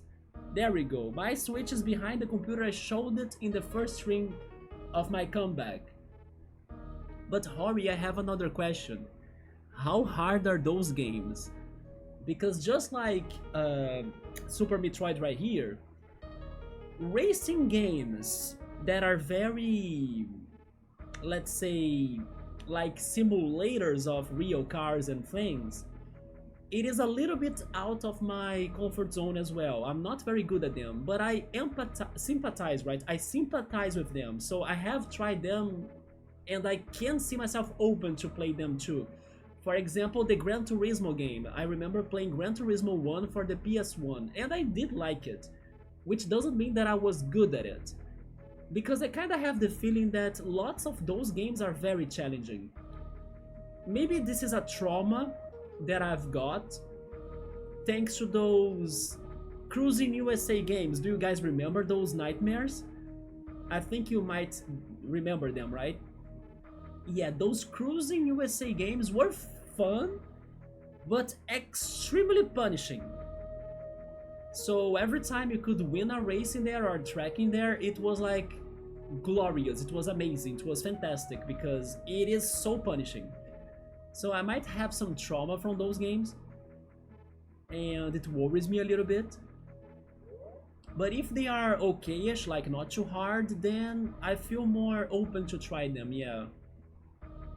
Currently, yes, it is. It now even has a VR support. So I got into it. I kind of want to get a VR kit eventually. Especially to play Beat Saber. Remember when I was talking about the video game museum that was held here in my city in January that I could see again Sega Genesis, and then I beat Sonic 2 in the event. Sonic 2 in the original console for the first time. They also had Beat Saber in there again and I loved it. But it's also very hard. Like the first song they picked for me to be playing, I could not. Like it was too fast, too crazy, then I asked for a more simple song. What am I doing wrong, guys? What the hell?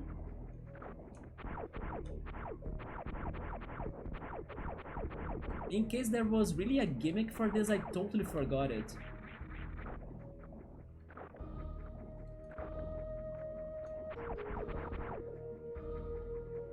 Could it be the bombing was really it? No, I can't even get the jump from the bomb, you see? But yes, I do hope eventually I can get a VR as well. So Mobile 1 is pretty arcade, but I need to remember his name. Richard Burns Rally is a hardcore sim. Have you ever tried Euro Truck Simulator, by the way? Which is something more popular and more of our days today. That's another game that I sympathize with, but I still haven't tried it. But there is something about it that makes me feel very good. Like, it's again the community that Hori is saying, right? The community of Euro Truck is amazing. So every time I saw somebody streaming it, I remember seeing the interaction with the community, like, oh yeah, are you listening to this radio station? It is brought by the community of the game. And then some people use it to ask for requests and things. And then they use it to give shoutouts on the radio station to like the players and streamers, you know? Yeah, it used to be very fun. Yeah, it is best with friends, right? You love it? I'm not surprised. It is a game that I wish I could try eventually. I'm curious about it. I'm not sure if I would be any good driver. I actually think I won't. But it has such a good vibe. But before that happens, I do think I will bring this plan I brought up right now regarding playing playing many games of the racing genre that I either have skipped or haven't played in forever, like Mario Kart games, then Crash Team Racing that I never really beat them, or the Chocobo Racing games, and some other hidden gems. Guys, we cannot be stuck at this for the entire night, come on. What the hell am I missing in here?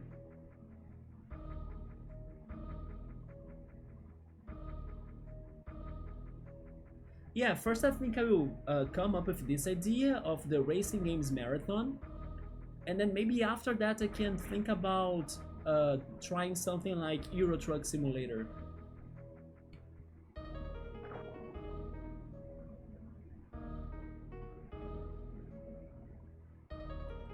I have a guess. Is it this?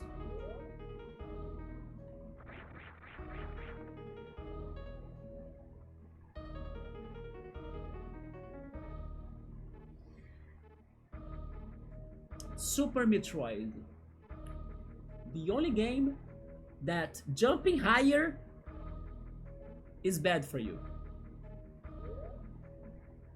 Okay, puzzle solved. That's going to be more important than what I thought. Once again, this reminds me of Zelda because of like switching the boots in the water temple, the iron boots and the regular boots. It was a little bit like that, wasn't it? As much as I can't stand meta nowadays, you got yourself quest 3 before things got well worse. I know what you mean by that, man. It is like... It feels like an episode of Black Mirror, what I see from here, right?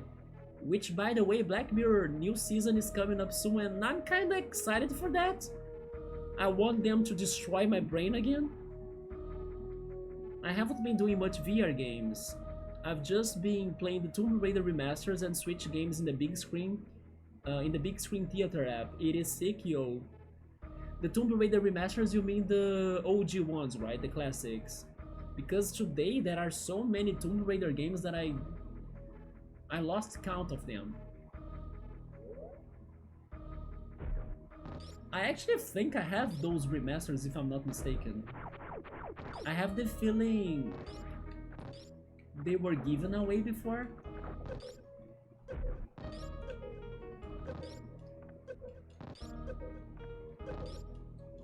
Wait, what about this now?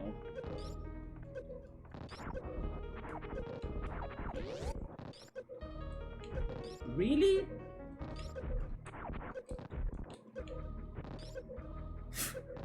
I cannot exit this.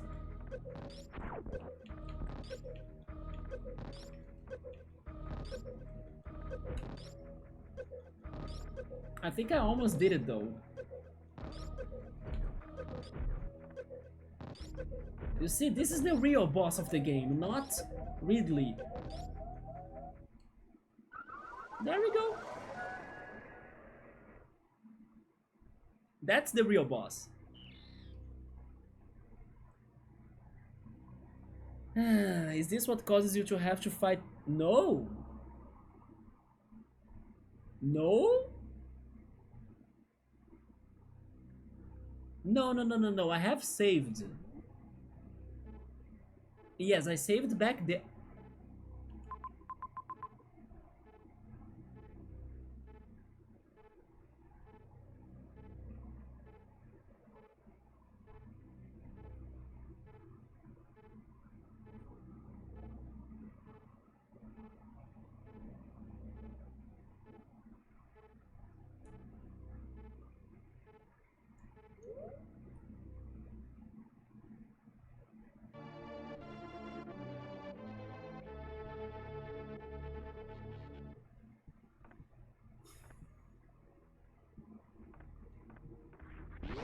That's fine.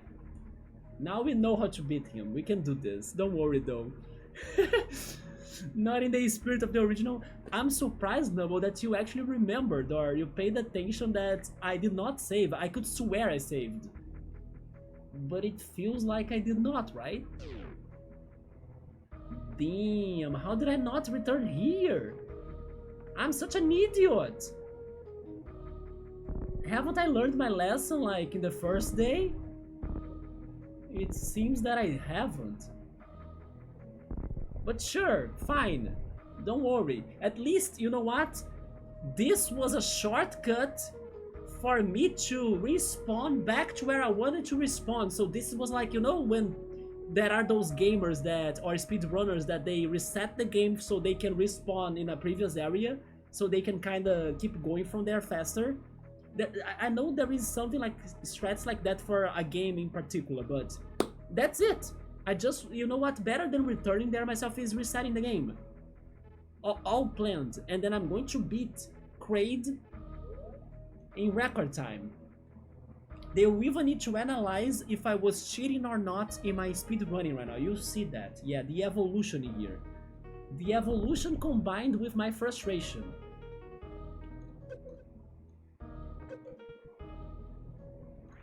But I need to remember. Oh yes, I need to bomb there. Okay, but first I need to heal. I don't have the extra...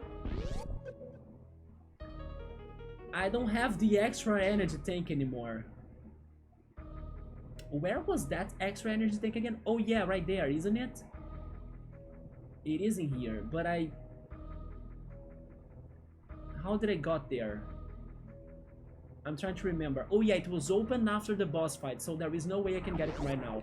But first I will heal myself and then we get there. Yes. I'm finding myself again.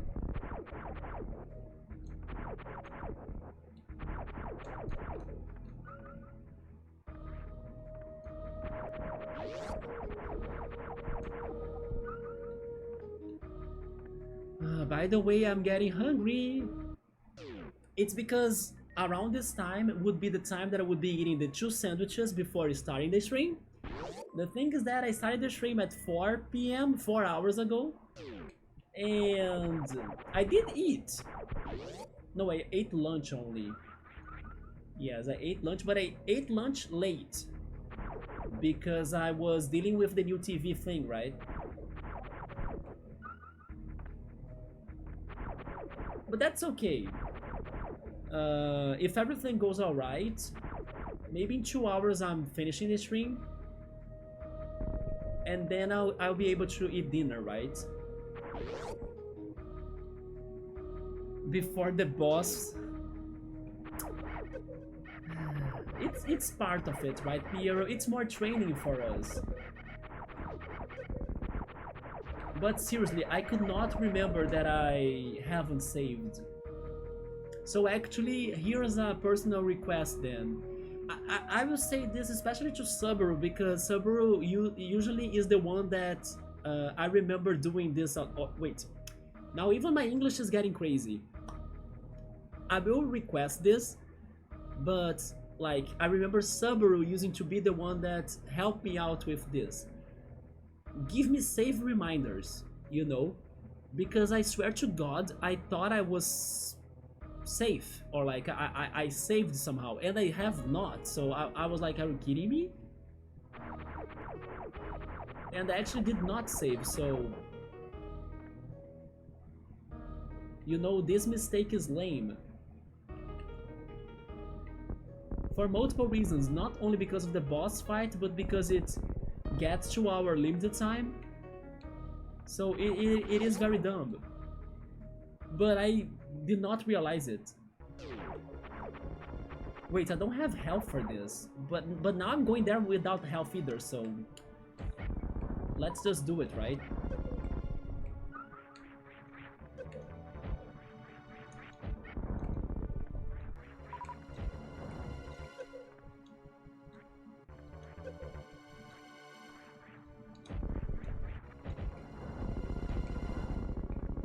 Okay, there we go. And now I can heal myself.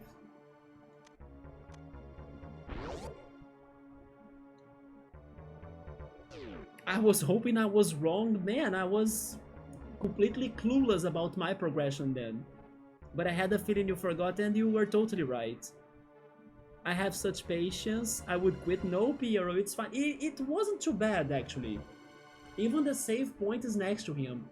And to be honest, it wasn't too hard to beat him either, because like when I beat him I was thinking I wouldn't. Like I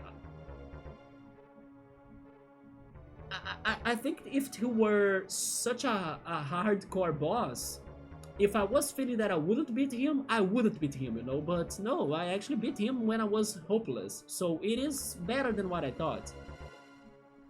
This is a slow run category. Yeah, this is the reset category. It is the game over run, right?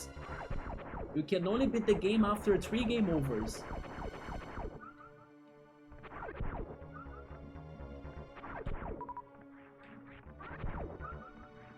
I wonder the speedrunners that like beat this game without taking damage, you know? I think it's such a crazy idea. But I'm pretty sure there are people that can do it. Like, I will beat Metroid without taking damage.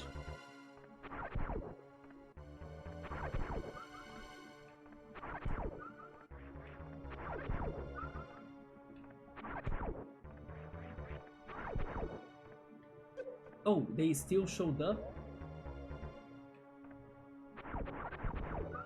Okay, let's do this.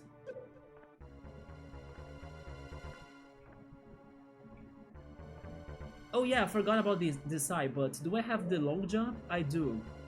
I managed to do this crossing with the long jump, I'm surprised. But now I need to deal with that, so... Can I activate my missiles?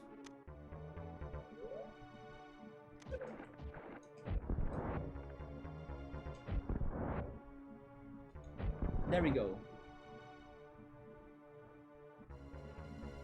The last thing I would believe is that you were speedrunning. I know, right? That's the biggest lie in the history of this channel. The chat takes so much time. Not only the chat. In a game like this, even without the chat, I would take it slowly, right? Oh, Subway is playing Felseal. Good luck on Felseal, man. While he's watching it. And he's trying to save a battle that's almost lost, but you can do it, man. If I could win this boss in the second attempt that I thought it was hopeless, you can do it too. Just give Kraid a faithful helping on a 3-course super missile meal followed by 15 sides and appetizers of regular missiles. Basically, it's like, you missile him and you missile that and take this missile until you missile and then missile, right? That's what I need to do. And then we'll be missile accomplished. With this emote right here. But you are right, that's the strat pretty much. Before I go there though, I need to hydrate.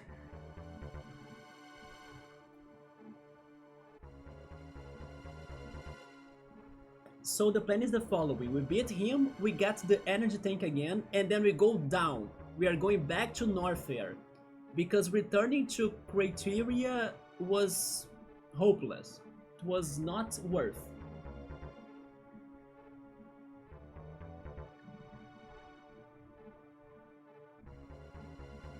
Nubbo is lurking, alright, man. Hopefully by the time you guys are back, I'll be far ahead. Here we go. Attempt 3, the extra challenge. I have the long boots, right? Yes, the long jump boots.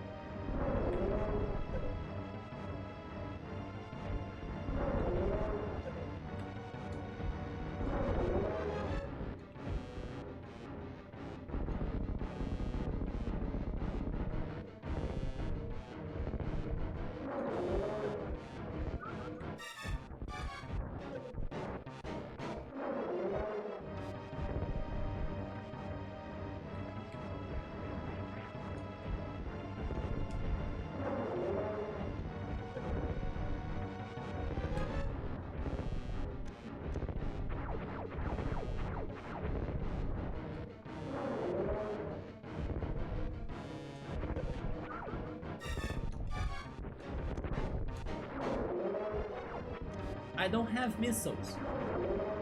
Only the green ones.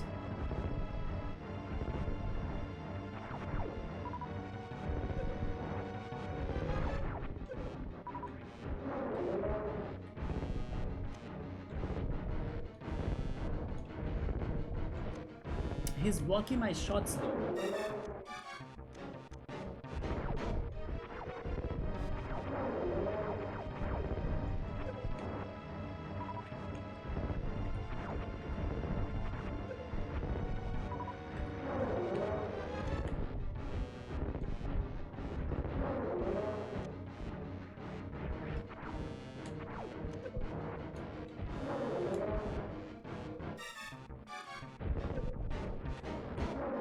This is not good.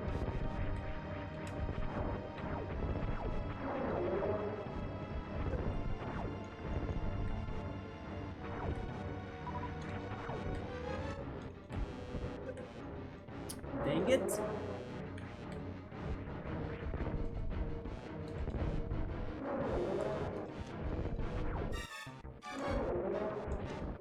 I got him.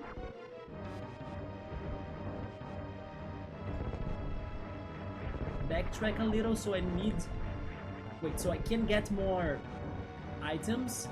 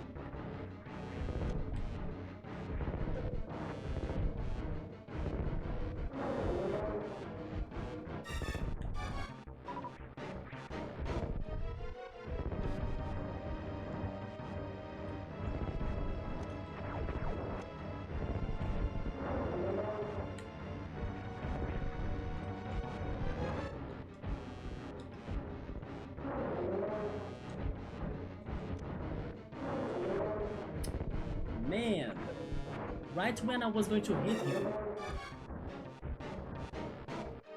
Backtrack again.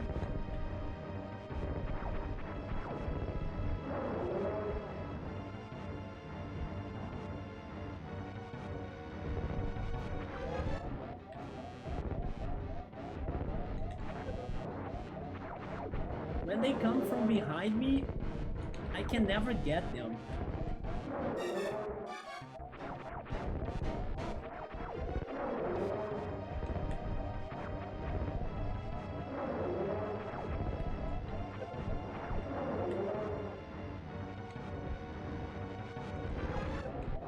Oh, it's because I need to aim up, right? I think.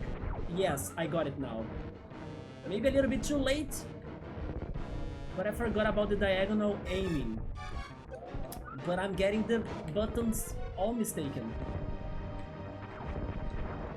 Give me more missiles! Only 2 missiles are not enough.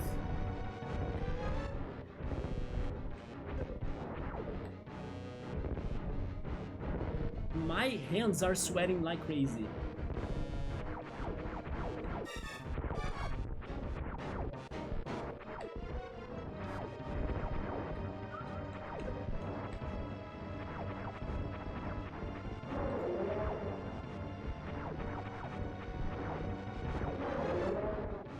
I'm going for that. I missed! I was too greedy. Oh my god.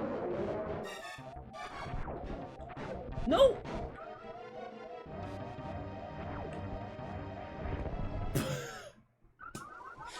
I mean, at least I lived for long, right? But 2 missiles were not enough. Why were they not dropping more? Because you need to shoot the missiles on his mouth, and then he opens his mouth and then you hit him, but you need like 3 missiles to do that. It's a Godzilla Jabba the Hutt? Jabba the Hutt. Who's Jabba the Hutt? It sounds familiar to me. I thought of Jabu Jabu from Zelda though, but I think it's a different species, right? But it's fine. It's just that I ran out of missiles, right? Otherwise I would have done it. It's from Star Wars.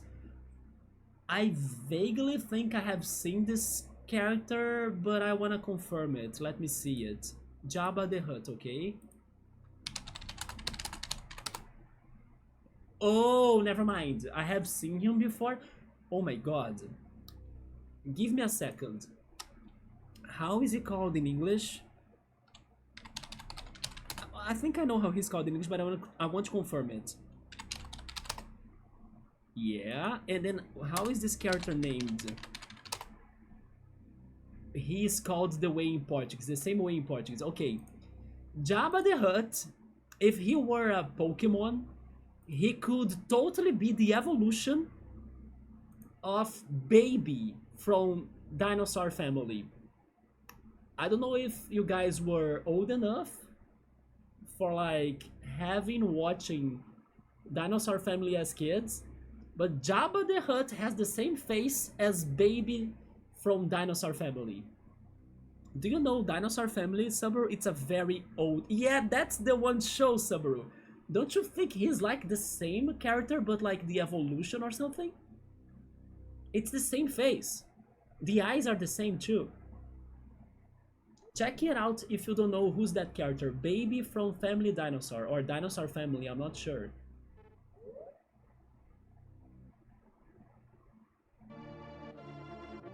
I wonder if Dinosaur Family is at any streaming platform today. Like, what happened to that show, you know? It's been forever since I last have heard of it. Oh, it's called Dinosaurs in there? Okay, so dinosaurs. I don't know why Google told me it was Dinosaur Family. It's because in Portuguese it is Família Dinossauro, so Dinosaur Family pretty much. Oh, it is on Disney Plus. Oh, maybe that's why I haven't heard of it. Because I kinda don't like Disney Plus that much. I see, so that's where it's hiding, right?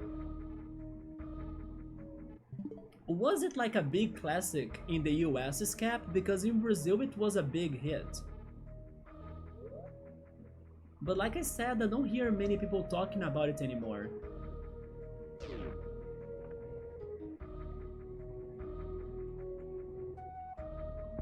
Oh, you did used to watch it? Yeah, it used to be a lunchtime show for me.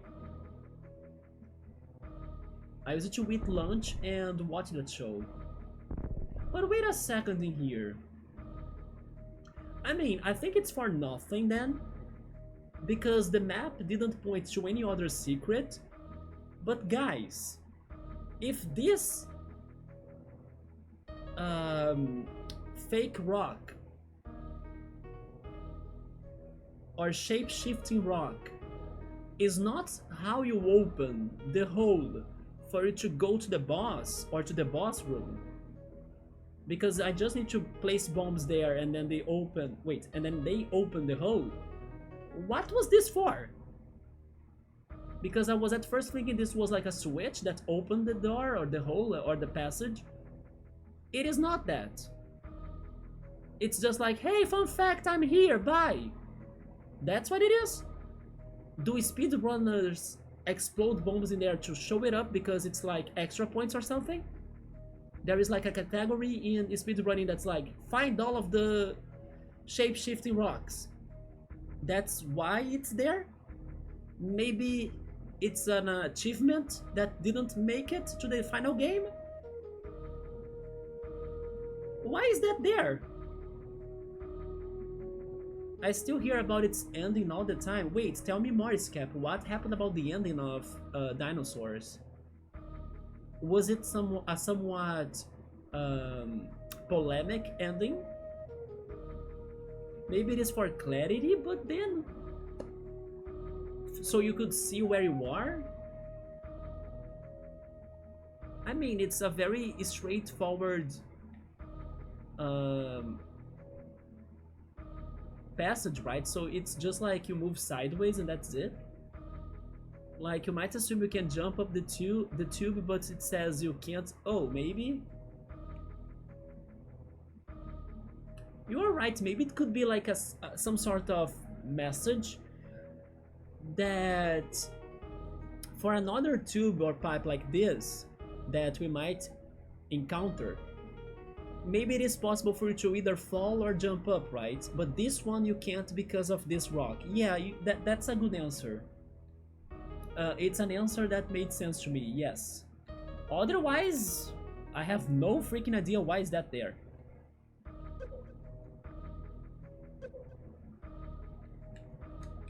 I do have some health, but I think they got too close to me, right? They did.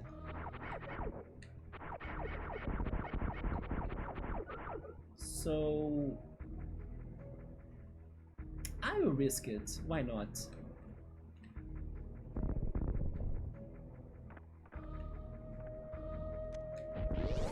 If I fail, I try again.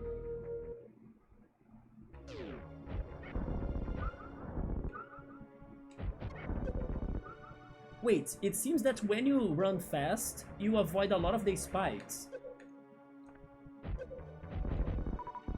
You see that?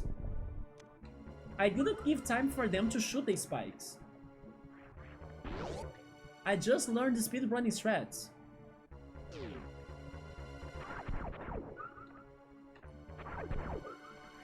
Maybe it was a game limitation that the spikes take time to load. And then if you are fast enough, you can avoid them because they are still like being created or something. Like the data has a delay. Like the sprites, they take time to load.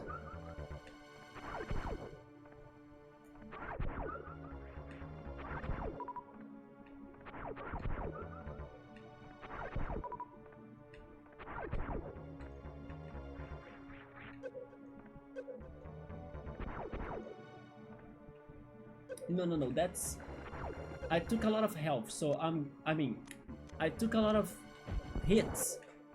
So I lost a lot of health, and then I will beat this eye and go back to heal myself.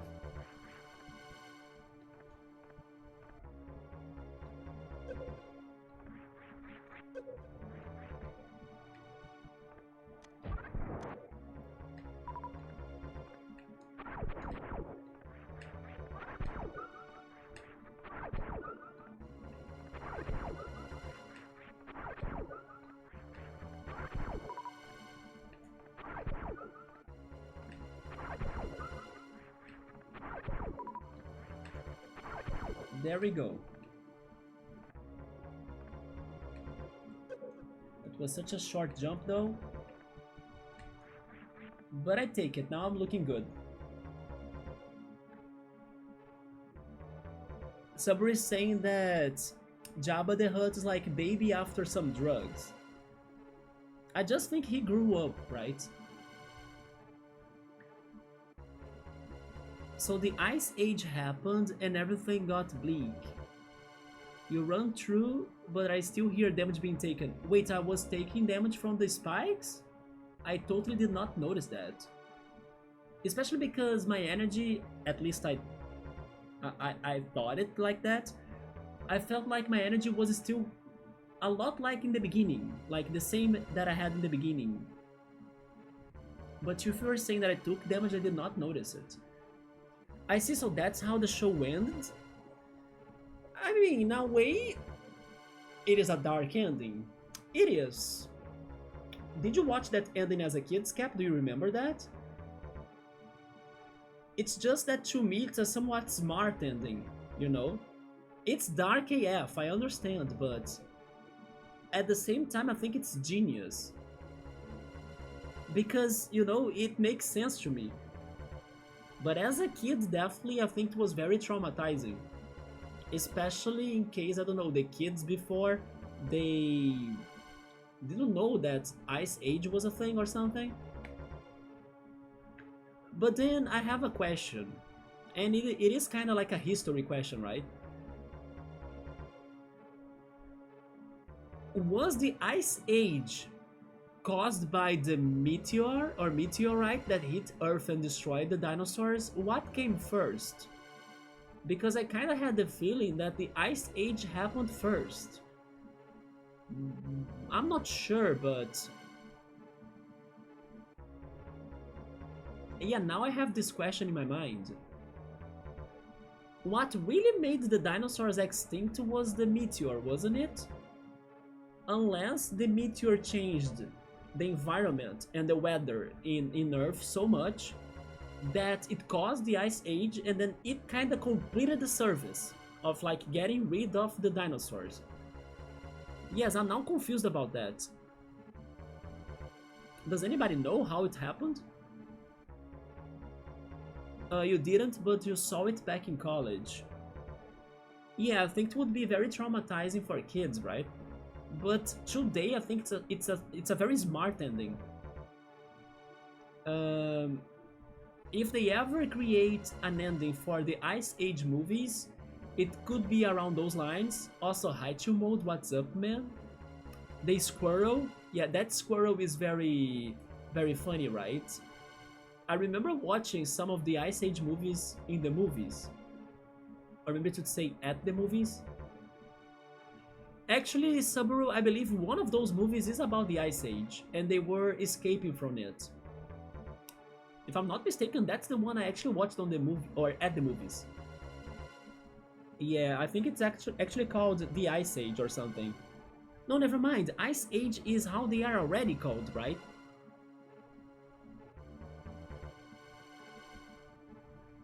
No, so it was probably just called Ice Age 2 or 3 then, yeah. But it was about that. They were trying to escape from the like hard cold weather, right? Ice melting? I do remember scenes about ice being melted for sure, but it was not about the Ice Age?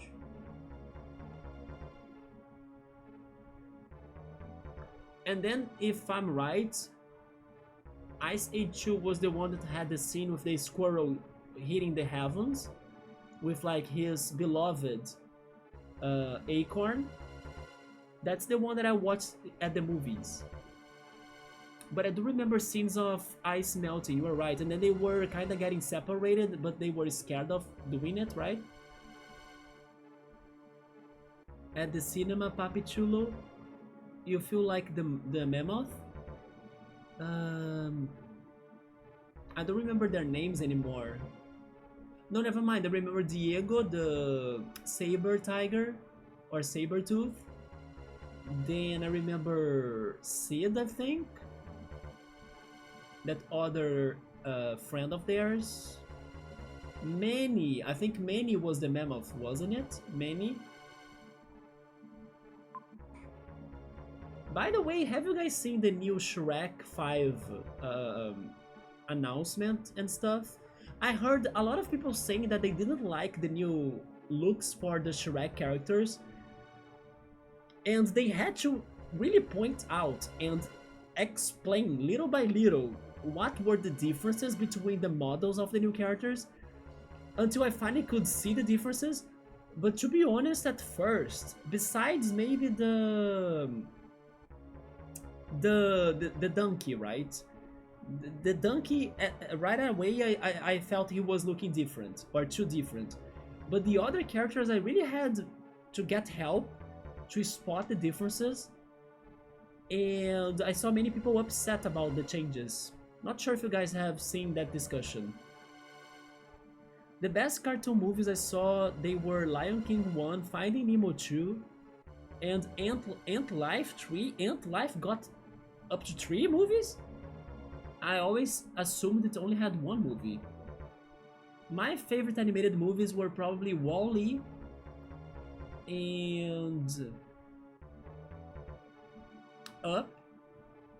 But Up, the thing is that I prefer the first half of it than the second half.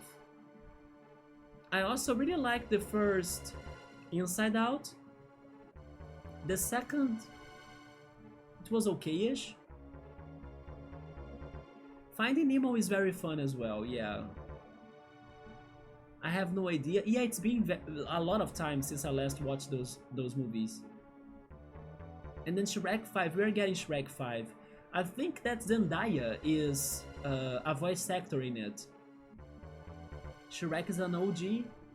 They were criticizing the new models because they were looking more like real people even. They kind of lost their cartoonish traits a little bit. And they were looking more like real people, you know? Especially Shrek, I would say. Donkey, respect, fix that dragon. Also, no one knows how exactly the dinosaurs went extinct.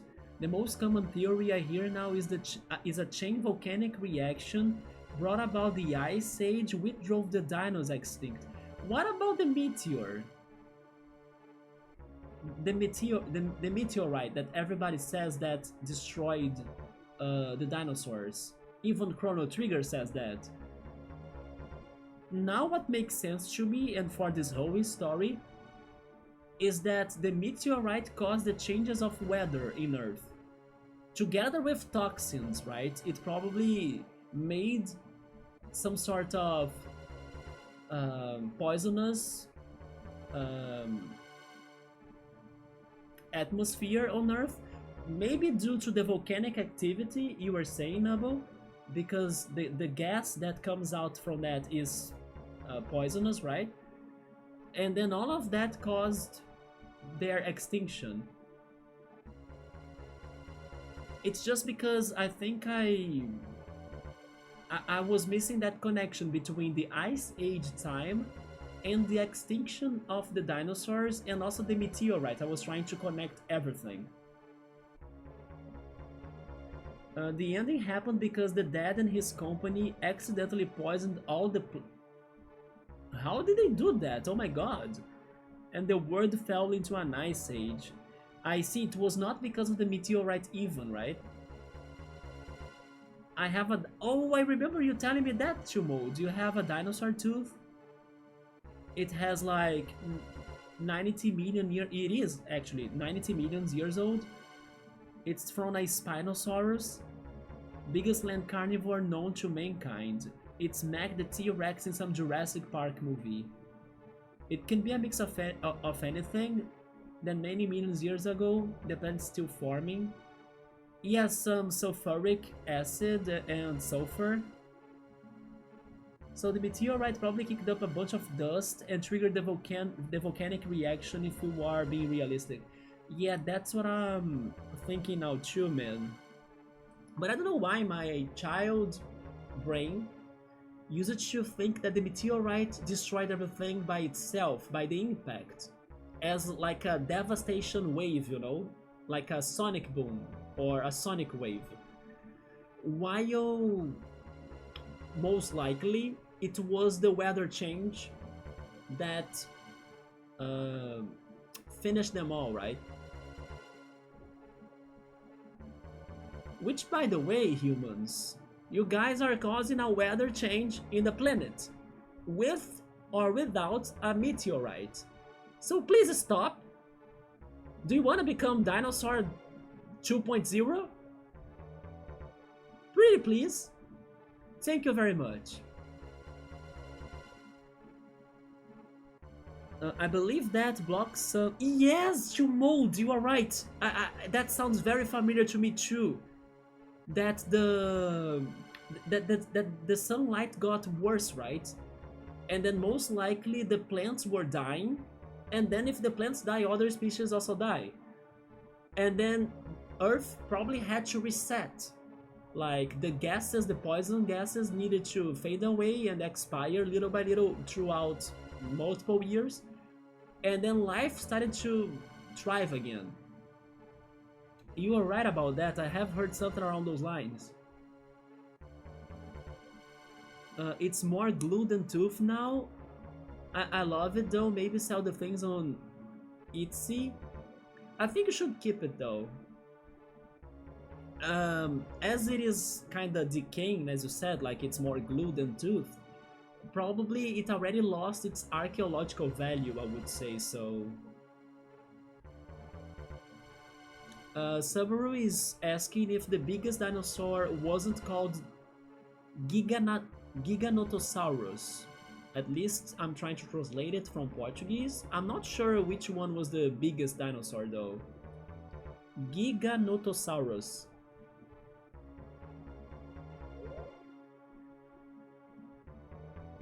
Oh, actually Subaru is saying that Spinosaurus is even bigger than him. Okay. Genkan Morocco, they shed teeth like sharks, so the tooth themselves are not super expensive, but getting in contact with the real deal is a bit tricky. It's what Noble said. Enough stuff in the atmosphere is messed up. Just like a forest fire rebuilt from ashes on a planetary level. I wonder as well if that meteorite somewhat changed the continents, you know, like it kind of separated the continents more. I'm now very intrigued by learning about that. Maybe I actually should. Maybe I should look on YouTube for like videos discussing about this time on Earth, you know, how were things in there. It is very interesting. Like imagine if, I don't know, Africa was closer to Brazil before the meteorite, you know, that's insane. And then Fallout becomes real. Have you guys watched the Fallout show? People were saying at first that it wouldn't be good, but in the end, I actually heard good and positive reviews over it. What I have been watching, by the way, is Severance. Severance has been very good. Yeah. It's been kinda... It is hard to talk about it though. Because there are moments that I feel like I don't know anything that's going on, so it's kinda weird to feel that way. But sometimes I feel like, oh yeah, this makes sense, so okay, I get it now, you know? It's a weird show that sometimes you think you know it all, and sometimes you think you don't know anything. But overall, it's very entertaining to watch it. So I have been watching Severance, yes. I have waited the second season for super long. It is delivering, but it is delivering in a different way than what I was thinking it would do. So yeah, I'm kinda not sure what to expect anymore from it. Like I was with my expectations by the end of the season 1. Right now it's a big mystery to me what's going to happen, but it's still very interesting. The volcanic ash did wonders for the future fauna. Yeah, it caused fertilization, right? It ended up helping for future generations to grow there. Yeah, it is a fertilizer. You and I are on our computers too. I'm driving, consuming a good chunk of the planet's live stream. That Avalanche would have a field day. We are all... we cannot... That's the thing, there is no way for us to not destroy the universe. Because the entropy levels will always end up higher than before, right? The chaos will happen. So everything we do is for entropy. So little by little the universe is dying. But the thing is, we can slow that down, right? Spinosaurus versus Gigantosaurus or Gigantosaurus, right? Is a cool discussion. I think they lived a few million years apart, but I love the debate. Dinosaurs are cool. I have never been a big fan of dinosaurs, but their existence and extinction is somewhat curious to me, especially after playing Chrono Trigger, because it is one of those moments that you realize that if it were not for what happened in there, we would not be here right now, right? That's what Chrono Trigger makes you think, and it did work. I was like, holy shit, if it were not for that, everything we know today would not be the way we know today. It would still be the planet of the Gigantosaurus, the Spinosaurus, the, I don't know, Megalosaurus, Godzilla. Godzilla would have been a real dinosaur, right? Not really just a movie thing. And then that thought is like mind-blowing, you know, when you stop to really go deep into that, you feel even a little bit empty inside. You kind of disappear from the universe, like you kind of feel like, how does it feel to not be here? You know, it's like a gap or a detour in the timeline that we took, but the Earth was not going on that direction until then. So it's kind of crazy. It is one of the best things that Chrono Trigger made me wonder about. I actually could go deeper into this, but I don't want to go. Thanks to like, yes, I won't enter another topic about this discussion. I sometimes talk about this with another thing, another topic, to like other people, but I don't think it's going to be something good for me to bring to the channel though, because it is very polemic. But this situation towards the dinosaurs also give me some sort of logic or beliefs towards some other things about myself that not necessarily are the way some people would be thinking, you know? So yeah. You need to watch Severance, you should, Scab. It is very crazy. It is also very original in the middle of all of the shows we have today. As for Rio, it blooms in no time, whole new flora and fauna, return to dust, and then you create new life. The live stream of Final Fantasy VII, it will remain your favorite game forever. So far, it's still my favorite Final Fantasy. The immediate aftermath of a nuclear fallout would be devastating. Yeah, because the radioactivity would take a lot of time until it completely decays, right? But give it enough time to clear out a bit and they become a heaven for wildlife. Are you serious? Like nuclear substances? I recently hooked up my CRT TV to play it. Oh, okay. Yeah, there we go. After experiencing the CRT TV in the video game museum, I miss one now, Scap, because it reminded me how the colors look different and more alive and more bright, and your eyes, I don't know, they get hypnotized in a way, you know. Your eyes work more to absorb that color from a CRT TV, just like how it was for me when I was playing Sonic 2 again. An OG Big Ass TV, respect. I don't think dinos would be around still regardless. Why is that? But I do think the oversized bugs would still be a threat. Oversized bugs? I like that about Corona lockdown, sudden dolphins near the harbor spots, sudden wild boar on the roads like nature doesn't need long. You know what that reminds me of? That reminds me of that the next season of The Last of Us Part 2, the series, is coming up soon. And speaking of which, I read today, or yesterday, but I think it was today, that it seems like The Last of Us will not get another continuation, you know? They will not have another game or something. Yeah, it's like a... Maybe it is a rumor, but I saw the news or the headlines saying that someone that worked in the games kind of stated that there are no plans for the franchise to keep on going, basically. Not sure if it is real or not, but I also saw that Season 2 is coming up soon.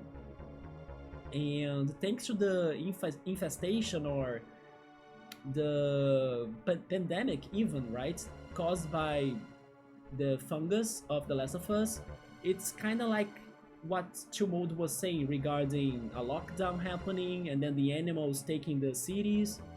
Yeah. By the way, I don't know anything about the second game of The Last of Us, so please no spoilers, but I did watch the first season of the show and I ended up liking it a lot. Mushrooms the size of the trees. Bigger was better through evolution, but being smaller is also survival. In a way, it's easier for you to hide, right? It's cool what they discover in the deepest thingies, like tardigrade of water bears that survive all of these years. Mankind brink of big time discoveries, less nukes, more good tech. We need more good tech, yes, not the bad tech. The Last of Us, yeah.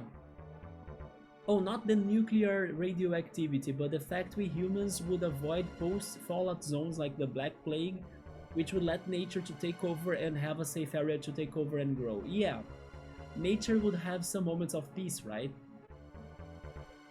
I thought The Last of Us 3 was in the works. I mean, maybe. Um, but the news I saw either today or yesterday was kinda pointing out in another discussion or in another path.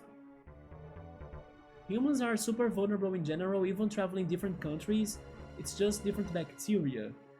Yeah, we kinda super value ourselves in a way, you know. We even kind of forget we are animals. I think that's insane. I keep on reminding myself, no, you are just an animal, you know. So I can kind of feel part of nature more often. But we are as fragile as the rest. We just have brain skills and technology, and also anatomy, right? Especially towards our thumb. But regarding general things that could kill the rest of the animals, we are also victims, right? Fire, drowning, viruses, diseases, all sorts of things.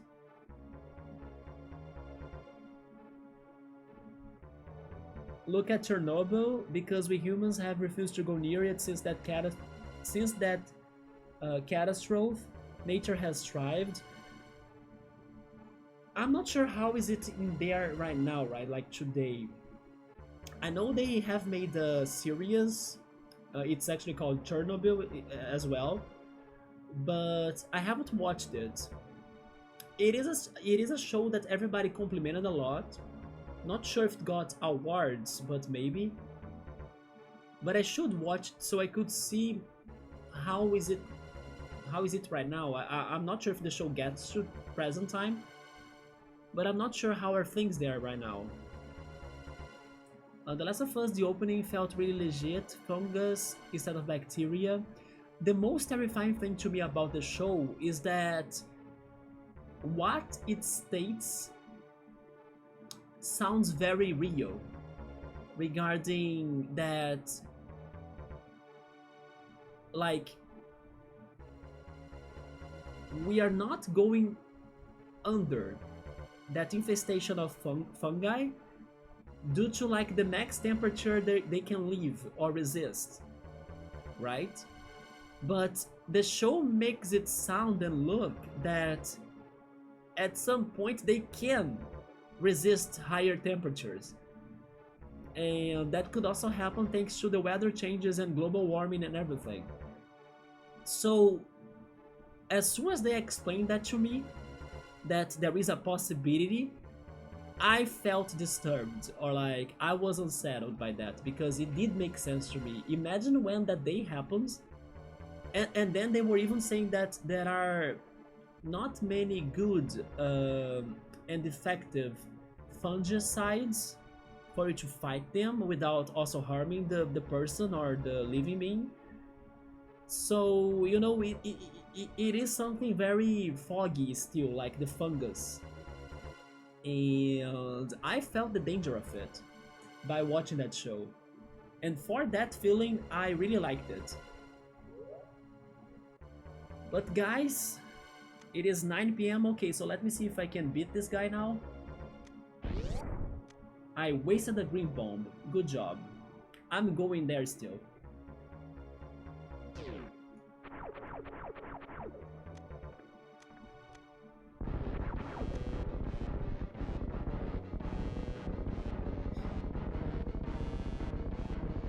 By the way, isn't he in the cover of this game? I think he's the boss in the cover, isn't he? Maybe that's also how I remember him.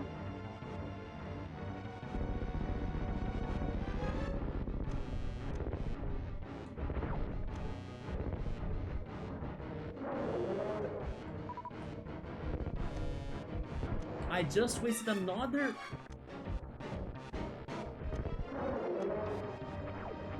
green missile.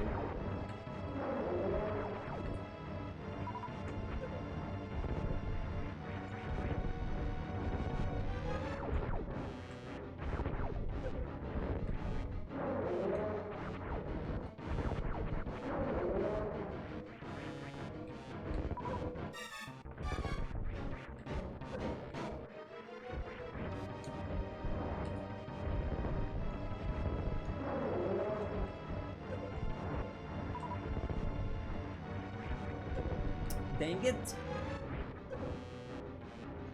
This is a horrible run. And this is all because I didn't save. Rip me. Oh my god. Okay, calm down a little. I'm panicking. Oh Jesus, I can't calm down, I'm dead.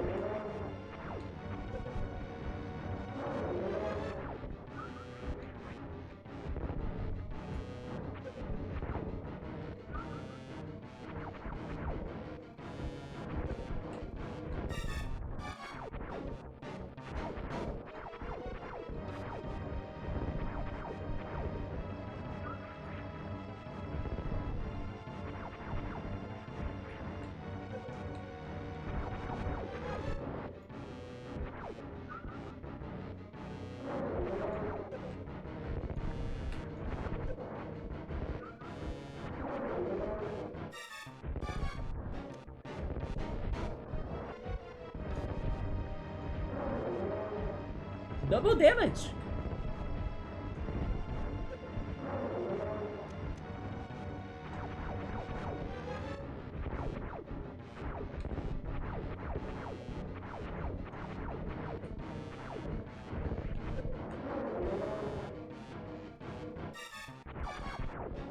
I'm finally learning how to protect my behind, right?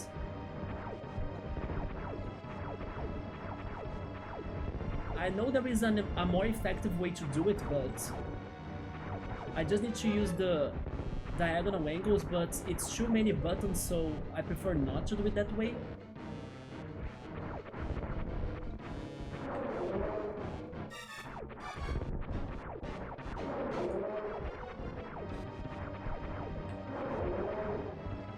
I'm going for it. I'm back, tracking again. Too many obstacles. Maybe now, let's go.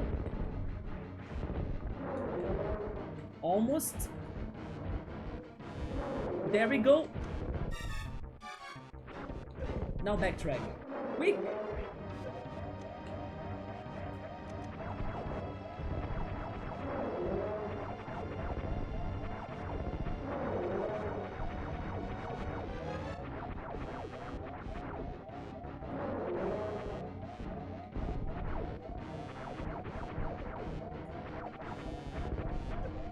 I didn't see that.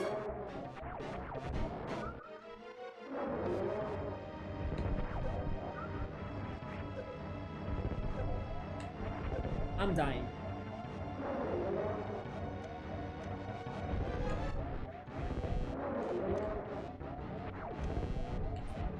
I'm dead. Yeah, that was not a good run. Man, and then I was saying that I would like, oh yes, I learned how to do this, ha ha ha, watch me die, right? Damn.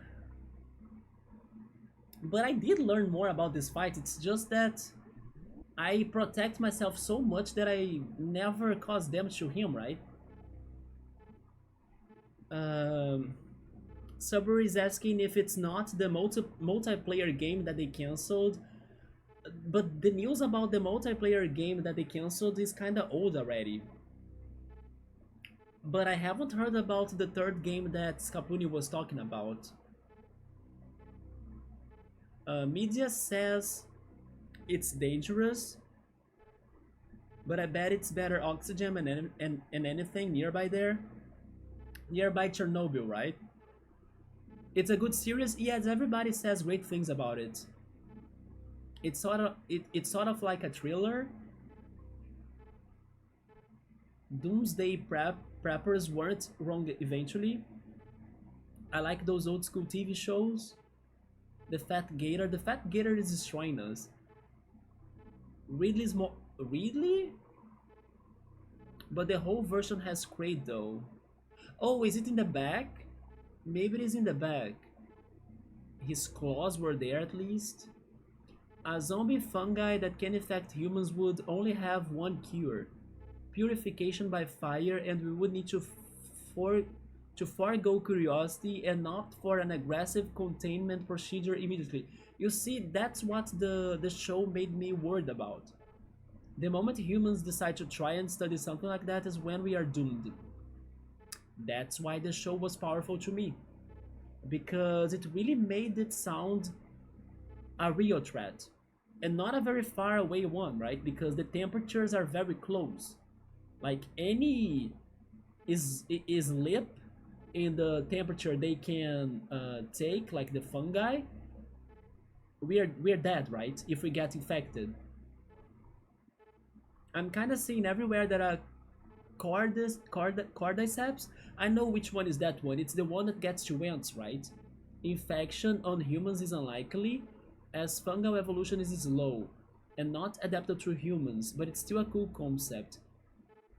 But then, is it not because of the temperature? Because the one idea uh, they kind of bring up the most in the introduction of the Last of Us show is about the temperature. Like, it's just because fungi can't resist higher temperatures of the human body, you know? But as soon as they can do it, then it's going to be a bad thing.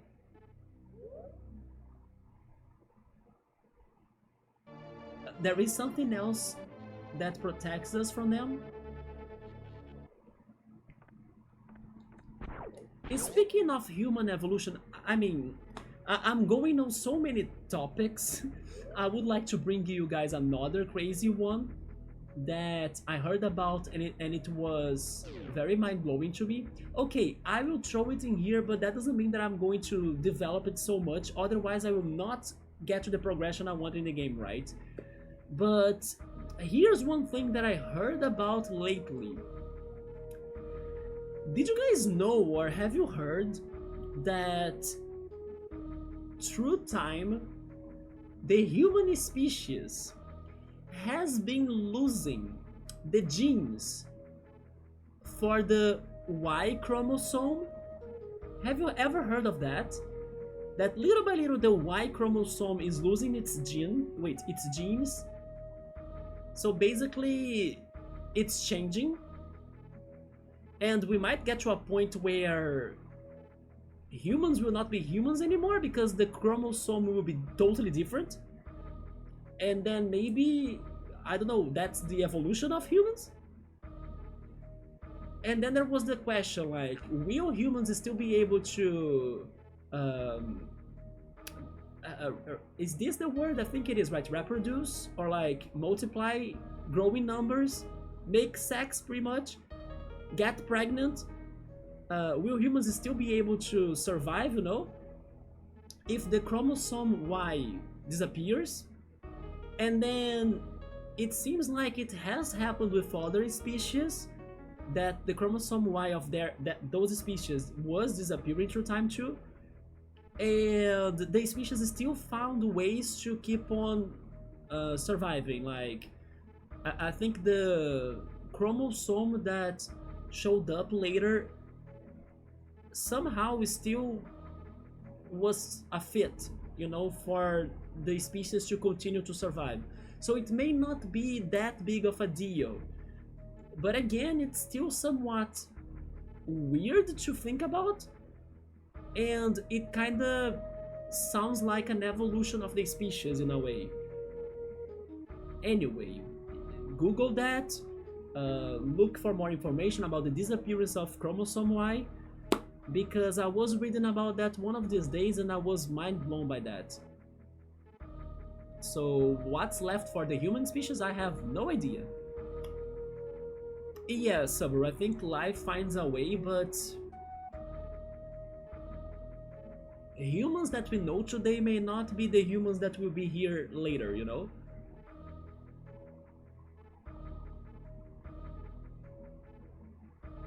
You say that, but don't doubt humans trying to weaponize something like that and create an evolution strain that does work on humans. That's why I was super interested into Resident Evil plot, because I can totally see an umbrella corporation of real life that by being ambitious and wanting to profit, they could pretty much destroy humanity and they don't care. Yeah, that's why I'm so interested into the plot and lore of Resident Evil.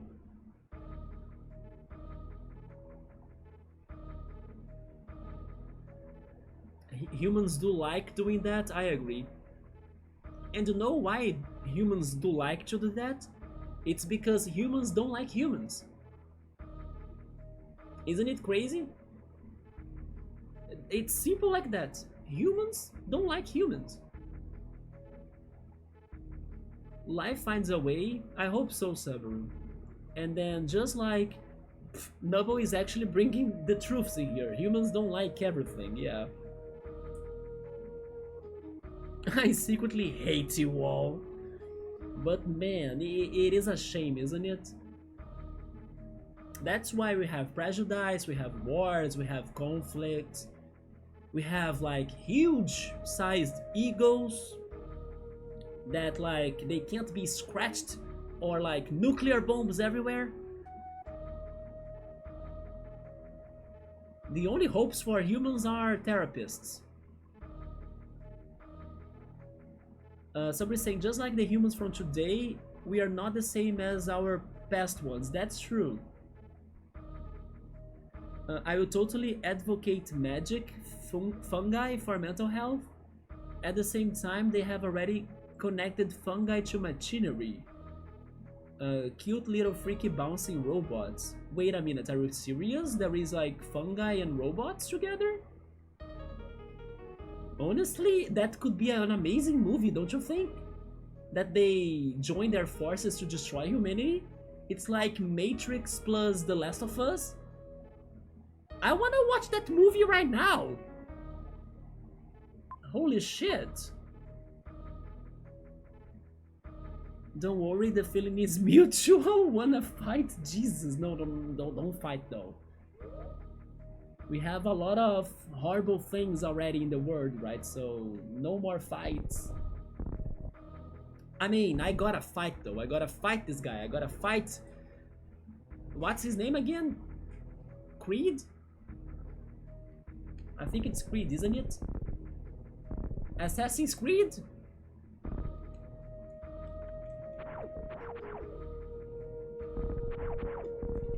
I hope I did remember his name right though.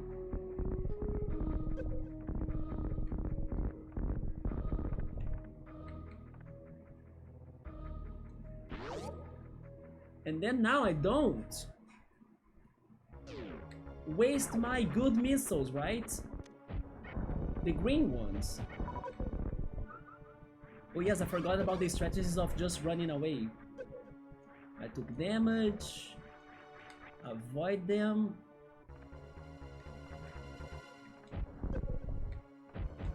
There we go. He even gives me the green missiles. It's because they know it's super effective against the boss. But sure. Let's try this again. Oh, I need to waste these. Wait. Oh, it's because there is one enemy alive?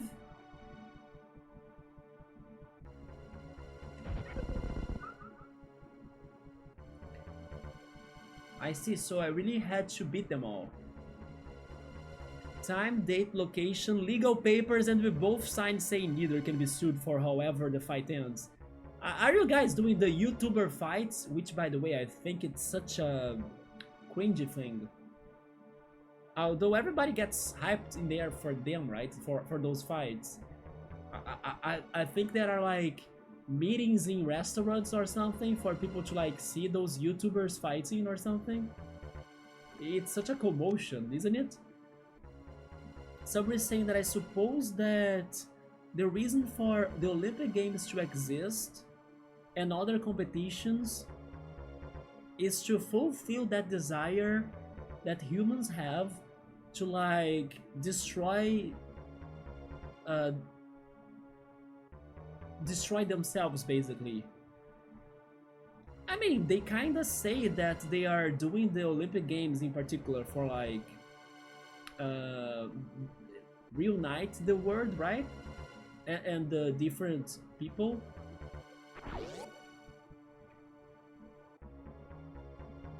But if competition goes too far ahead in their minds, then it becomes a toxic rivalry, right?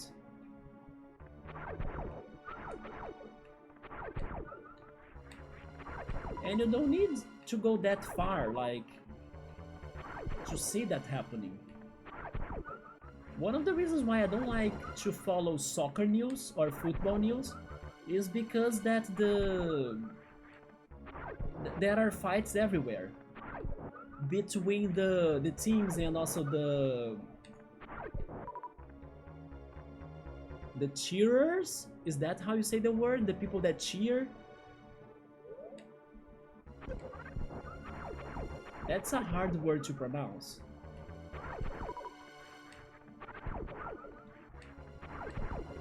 So to me, it's already a toxic environment, so I don't like soccer. So we are going to fight the Idor.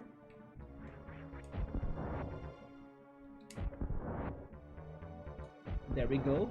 And I think I will keep on going like this. I don't have a good amount of health. I could get more missiles though. You know what? It's better to go there with full missiles, right?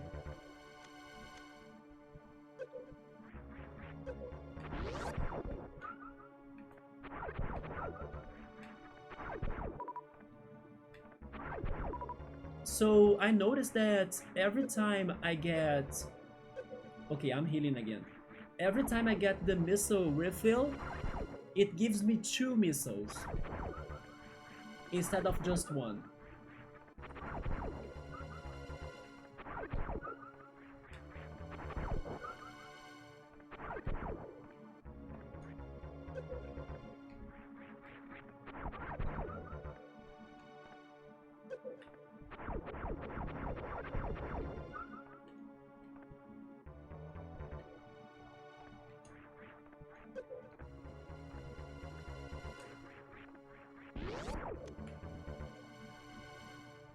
Please do it.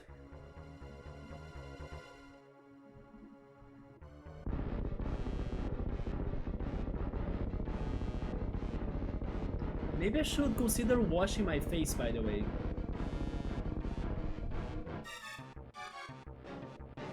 Wait. Okay, everything's okay on the screen.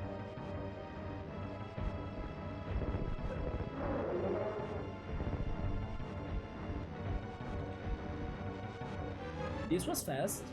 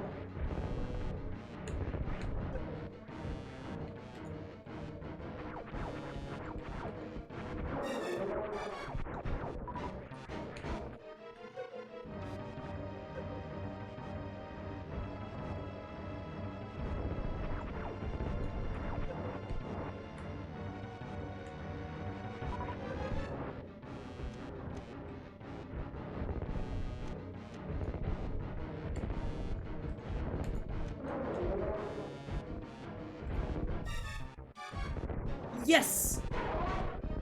I just had to get one green missile in, right? Whew! I was way more coordinated this time. There we go. That was good! Come on. I almost beat him without the green missile. Now, please save. Show you. Now, for the love of Hylia, save. Yes, right. I will do, don't worry. But this was actually very good because it gave me more coordination. So it was some sort of practicing, you know? Because, for example, I need to coordinate my button pressing, especially between the missile changing. Like, one press is first missile, two presses to like cancel that. Because sometimes I needed to go back to my regular laser shots, but I accidentally only pressed the button once and then I was wasting my super missiles that I shouldn't. So I was getting more coordinated, and then I also kind of trained how to defend myself in my back, because I was getting hit multiple times from it, and then I was trying to pay more attention to that. Anyway, that fight requires some precision, and it was good to practice that. Save reminder, thank you so much, guys. Actually, better idea, Truth, so we can double team Jake Paul. Oh no, no, no, no, no, no, no. Yeah, that's what I was talking about, the YouTubers fighting, right? Nah, we can pass. Now you guys wanna have like the Twitch streamers fighting? After the huge success of the YouTube version of it? It is 9:26 p.m. Okay. I think we can go for 40 minutes more. Thanks for that idea, by the way. Wait, the fighting idea, do you mean? I'm not sure what I did say. Just distract him so I can kick him from behind. Oh no! My upper body strength is shite. But yeah, I'm down for that. By the way, remember that I need to save, so... Wait a minute, is that a face? Did you see this? That's a face.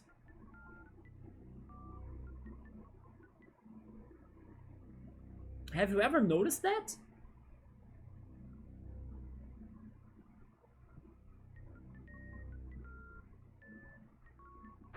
Or am I noticing it late?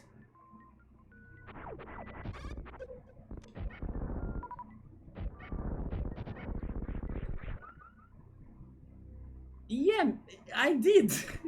So I am noticing that late. Okay, my bad then. Sorry for that. There we go. I only saw a face in there right now, right? So much for me to pay attention to when they're throwing spikes at me. How do you think I will stop everything I'm doing to meditate for 5 seconds and then pay attention to a freaking face on the wall? I'm running from the bullets. I'm running to protect me. But it was a cute face. It was more like a snake face, and I don't think that was a snake bot though. I did not, yeah. I saw the spikes, but... You know when you see everything in there but you don't see the whole picture? I think that's what happened. I did not see the whole picture. I never had time to appreciate the art around me, basically. But now I could. The save place is where again? Up there, okay.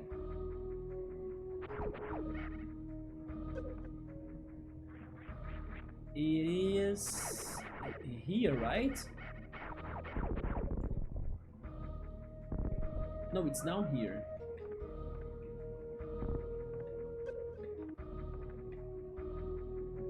There we go. I have a question to both Nubble and Scab. How far in the game you think I am right now towards percentages? Am I getting to at least 20% done?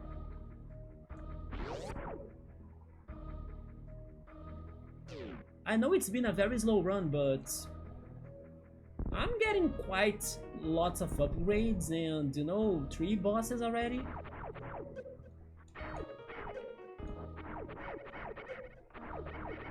Maybe 15% only.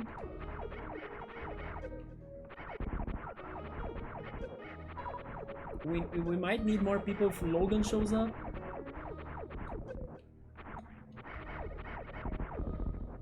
The weird thing is that I believe he has been winning those fights, right? From what I hear.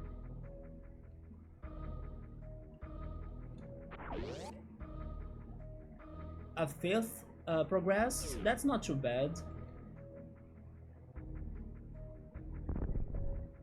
Maybe things will progress even faster when I have all of the upgrades available, right? So I can pretty much go anywhere. Oh yes, I forgot about this.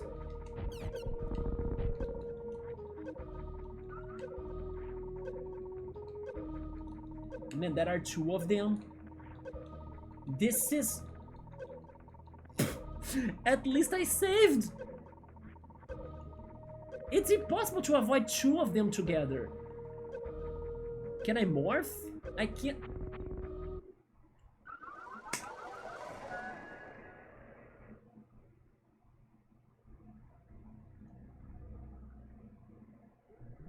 Can you bomb them off you? I think I couldn't. I had to wait until they left my body so I could then destroy them. But when I had 2 of them, I was always stuck. I have no idea, but maybe around 20%. Yeah, a 5th, so it's the same as it kept saying. Yeah. Yeah, there we go. I did morph, but they were still with me. I did not try to bomb them. Yeah, I was panicking for sure. But that's okay, that's okay. At least the boss is over, right? And I just learned that they can kill me if they attach me 2 times in a row. Or maybe I should say 2 times simultaneously.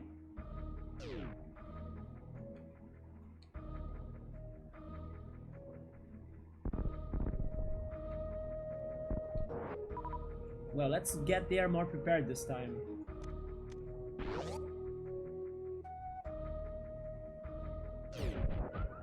There we go.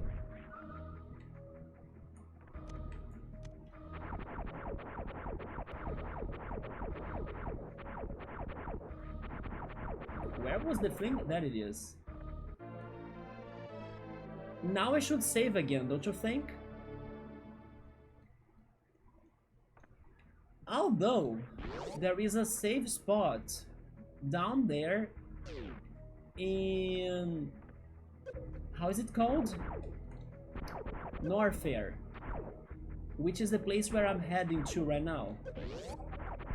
So I could save there. Yeah, I'm kinda close to it, so I'm going to proceed. This one needs the green missile.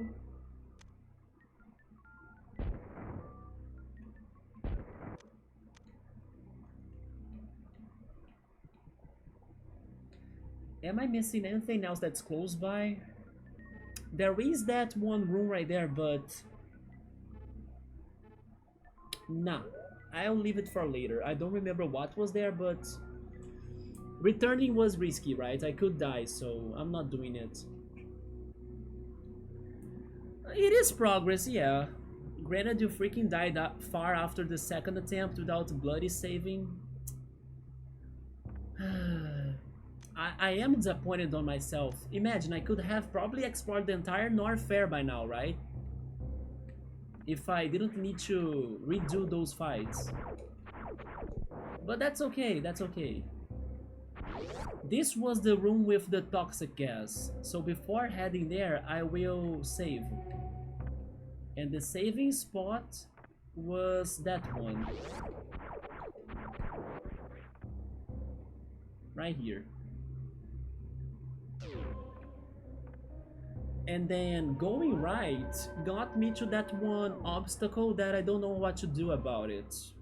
And I don't think the Varia suit will help me on that either, so I will skip it for now. I will test the toxic room again.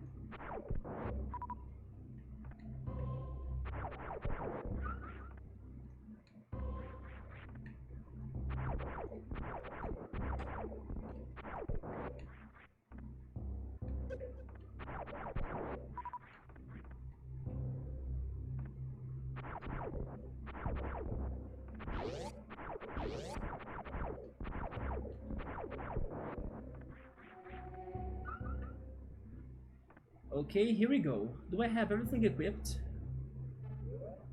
I do.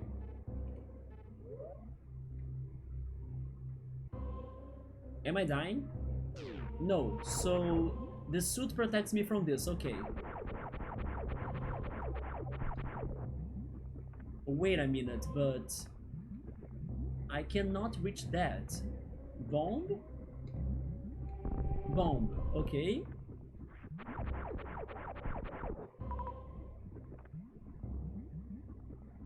How large is this area? It's like 2 squares map large.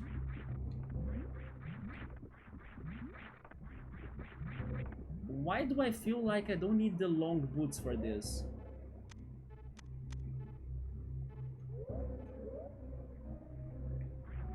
You see? I'm learning.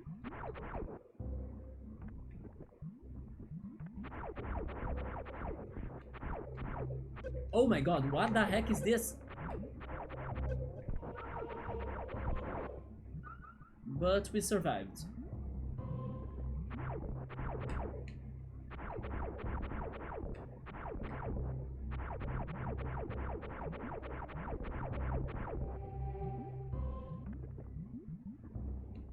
Oh, now I need the long boots again. I checked everything, right? I think I did, although I don't have the spoilery map for the area.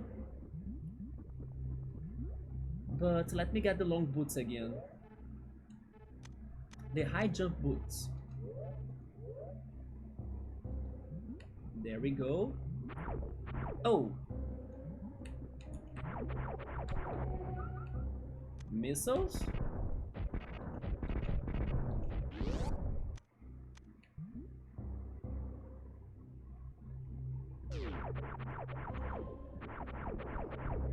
This area reminds me a little bit of some caves of Final Fantasy VI.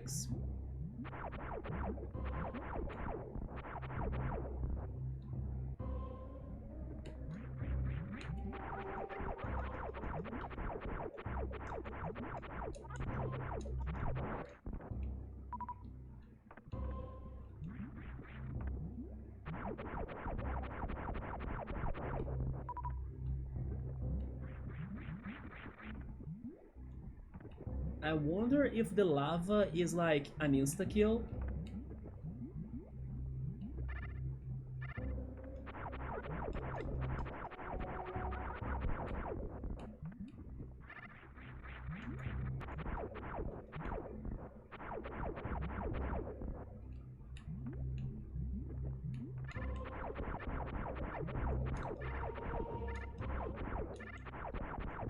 I don't need to beat that one, do I? Unless there is a door that requires every enemy to be defeated. But I think that door is just for the green missile, right?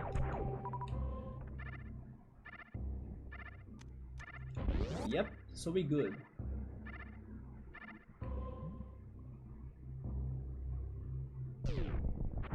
Wait, an earthquake? Whoa! Really? Oh. Okay, now I learned that the lava is not an insta-kill, but it's like toxic, right?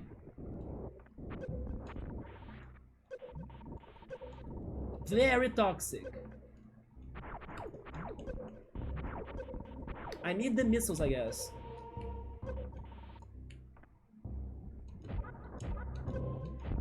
Holy...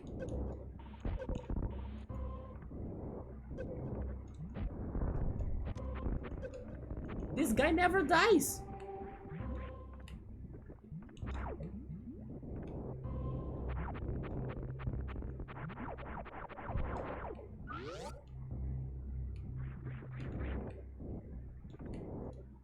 I somehow made it.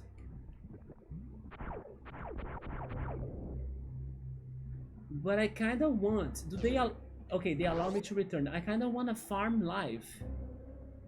Where is the tiny guy? No, the tiny guy doesn't come here. Only the fire seahorses or lava horses.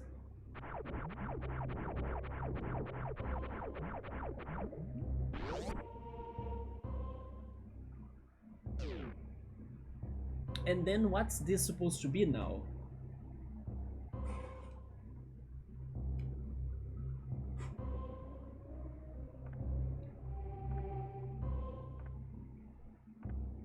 Wait. I don't have missiles anymore?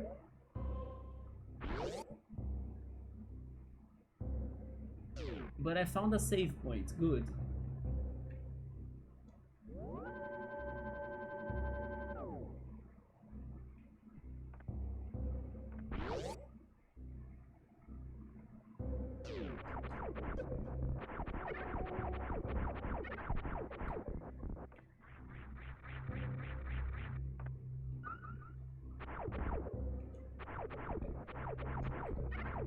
You know what this looks like?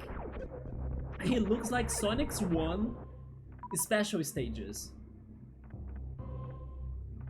Man, it looks a lot like that. If this were rotating, it would be a perfect match. Somebody saying now that I noticed that when you save, you don't you don't replenish your ammo, or it doesn't heal you, right? Yes. Save is just for save. That's why I have been beating up those enemies, the weak ones, to get my health back and everything.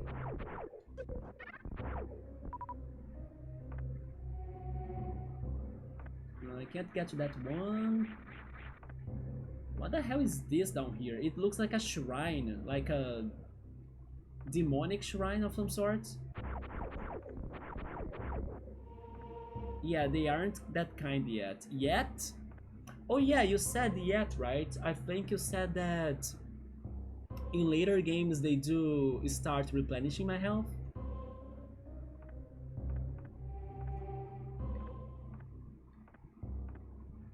Wait a second. Can I fall here or something? I can, you see? But then what does this mean?